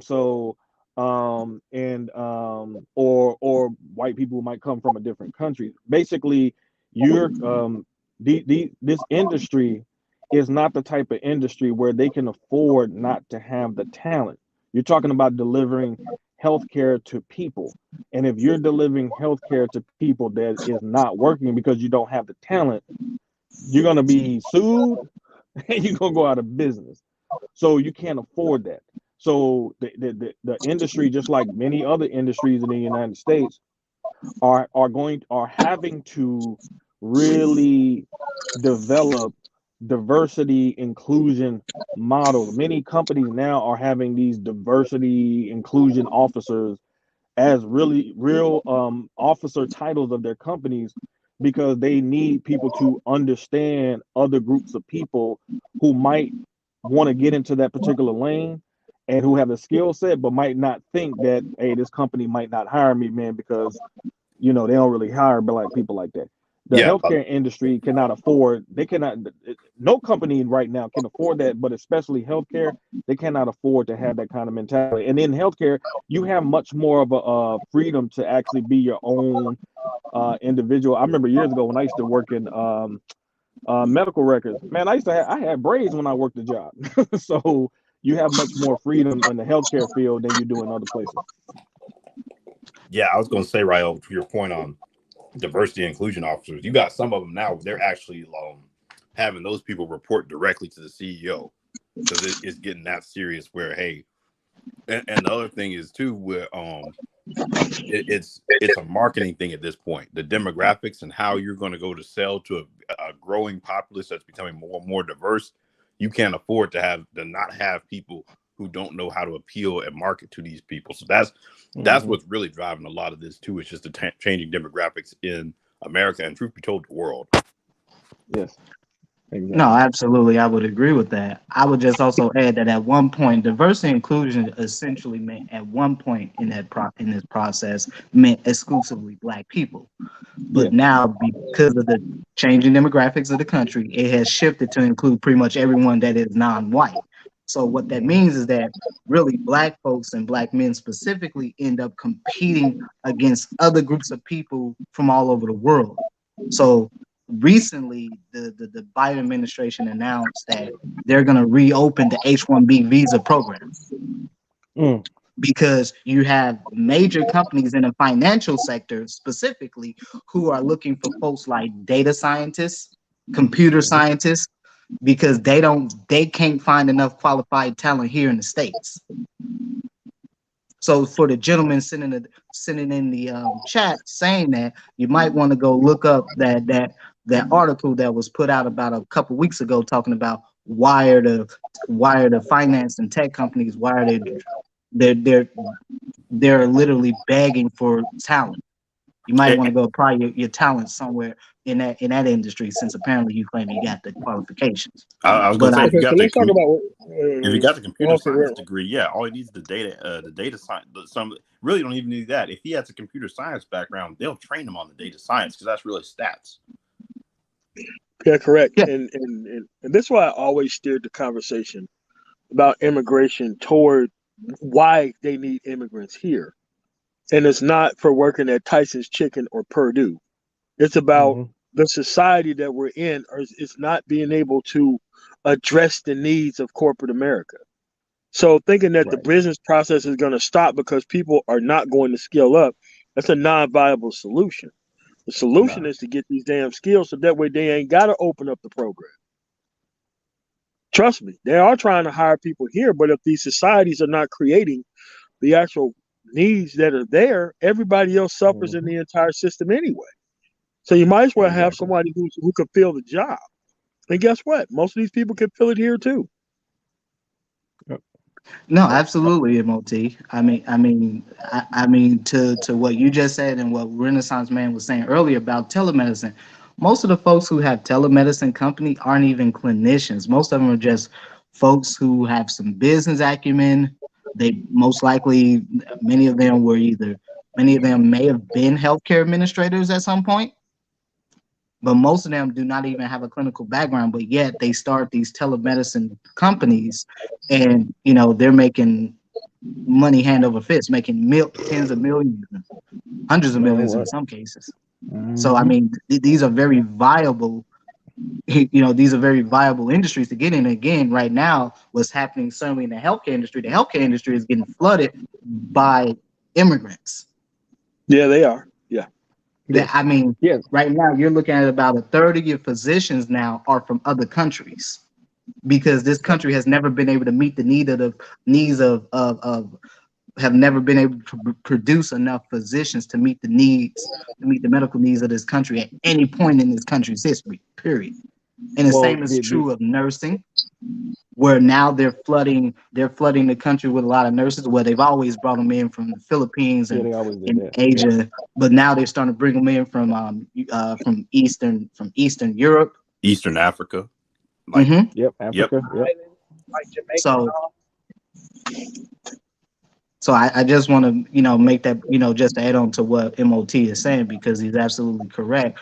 The problem is that this growth is not going to stop, and they're going to find the talent somewhere. It might as well be homegrown talent instead of looking to the outside or looking to immigrants for that matter. But again, these conversations get lost and get mired in a lot of detritus and chicanery. So. Yeah, black people have been ceding these types of jobs to foreign people, only to turn around and complain about immigration.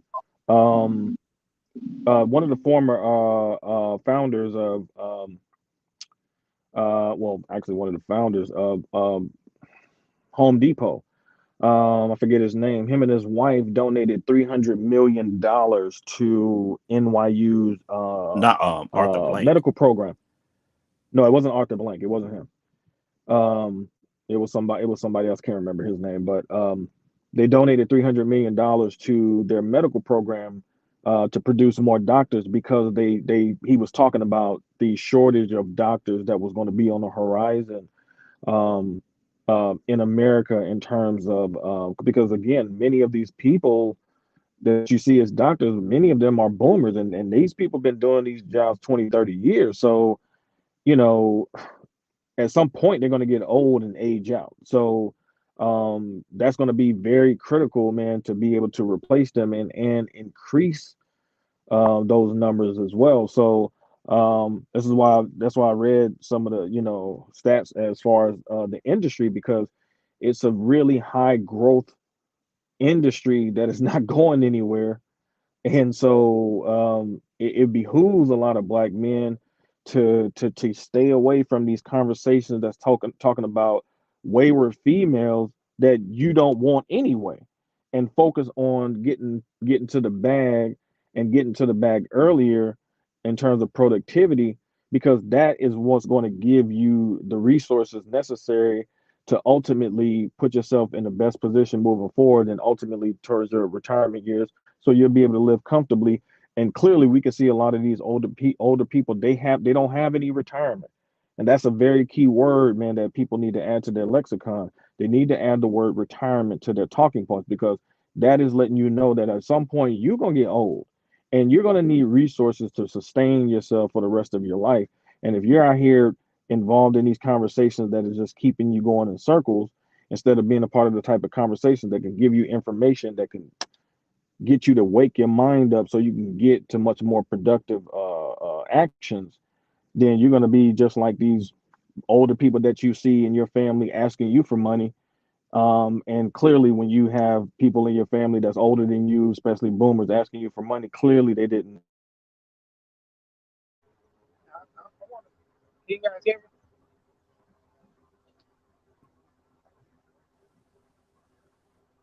Can you guys hear me?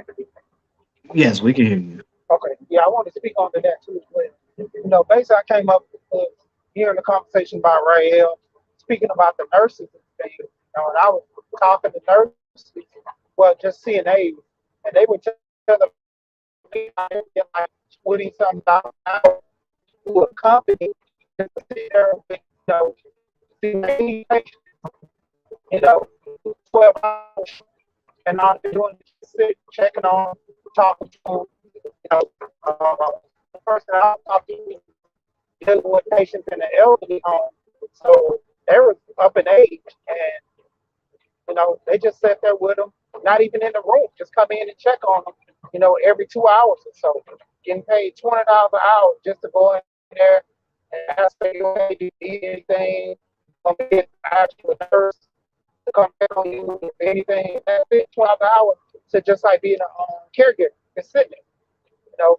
So a lot of men who don't have these briefs about jobs, they start opening their options, and, looking outside, their whole zone in which they do.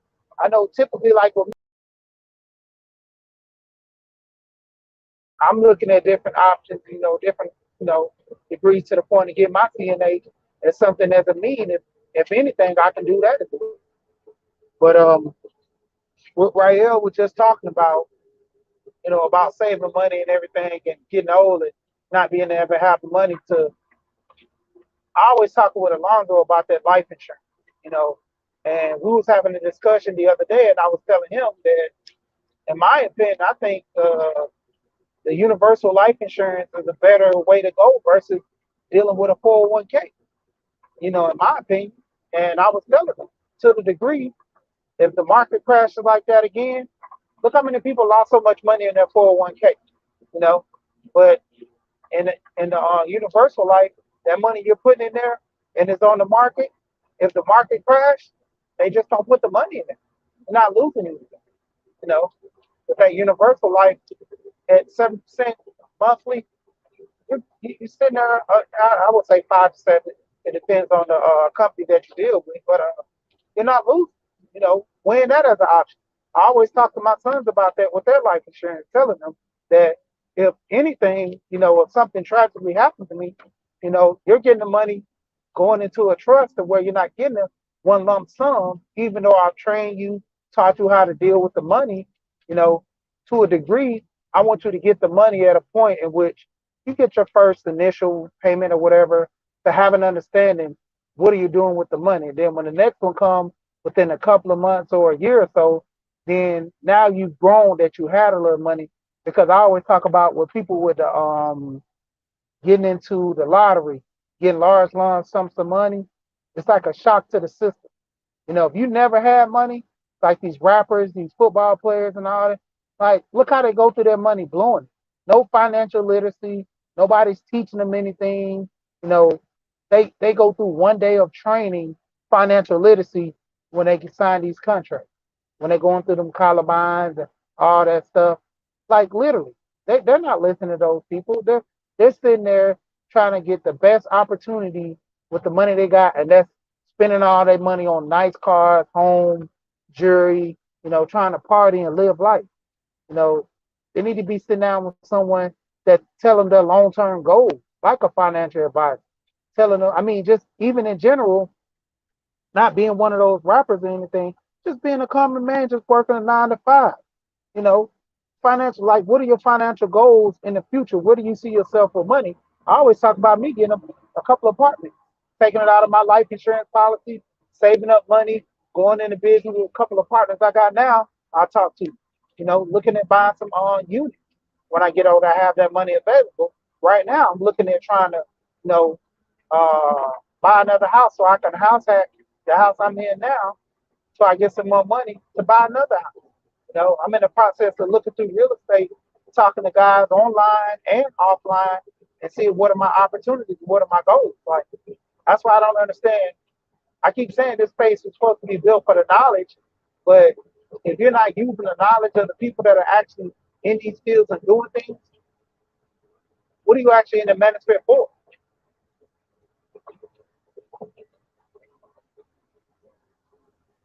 Hey, MOT, if you there, thank you for having me. I have to take off, but thanks for having me. Hopefully, we can have this conversation some other time. Take care. All right. Thanks for coming on. It's just with the things going on, man. We can move in a different direction. We clearly can. It's just that these resets can stop when you stop supporting.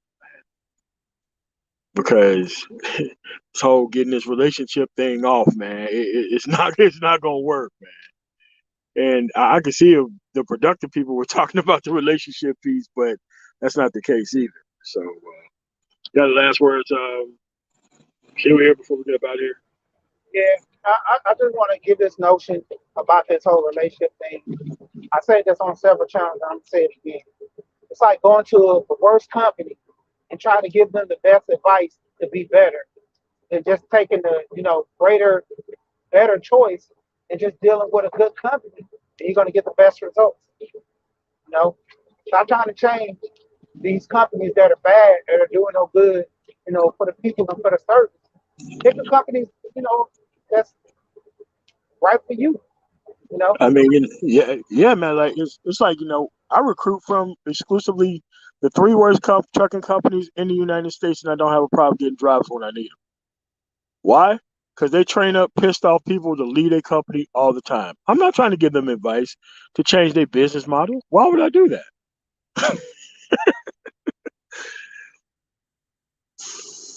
Yeah, so that's what I say on that, man. So you have to realize that the relationship talk, man. I don't know, man. 2022, the relationship talk, where you ain't got the money to even change these people, and you're not changing the legal framework, so that way the conversation can end. I don't know, man. Sound like a setup, bro. That's what I'm talking about, man. At 34, prepping for retirement. It's pretty easy to do in trucking, man. Once you start hitting that 6 to 8 a week when you first start off, dude, you're gonna be well on your way, man. It's not even that hard. So with that said, I want to thank you guys for coming through. And the man tomorrow, like, share, comment, subscribe. You guys have a really nice day. Peace.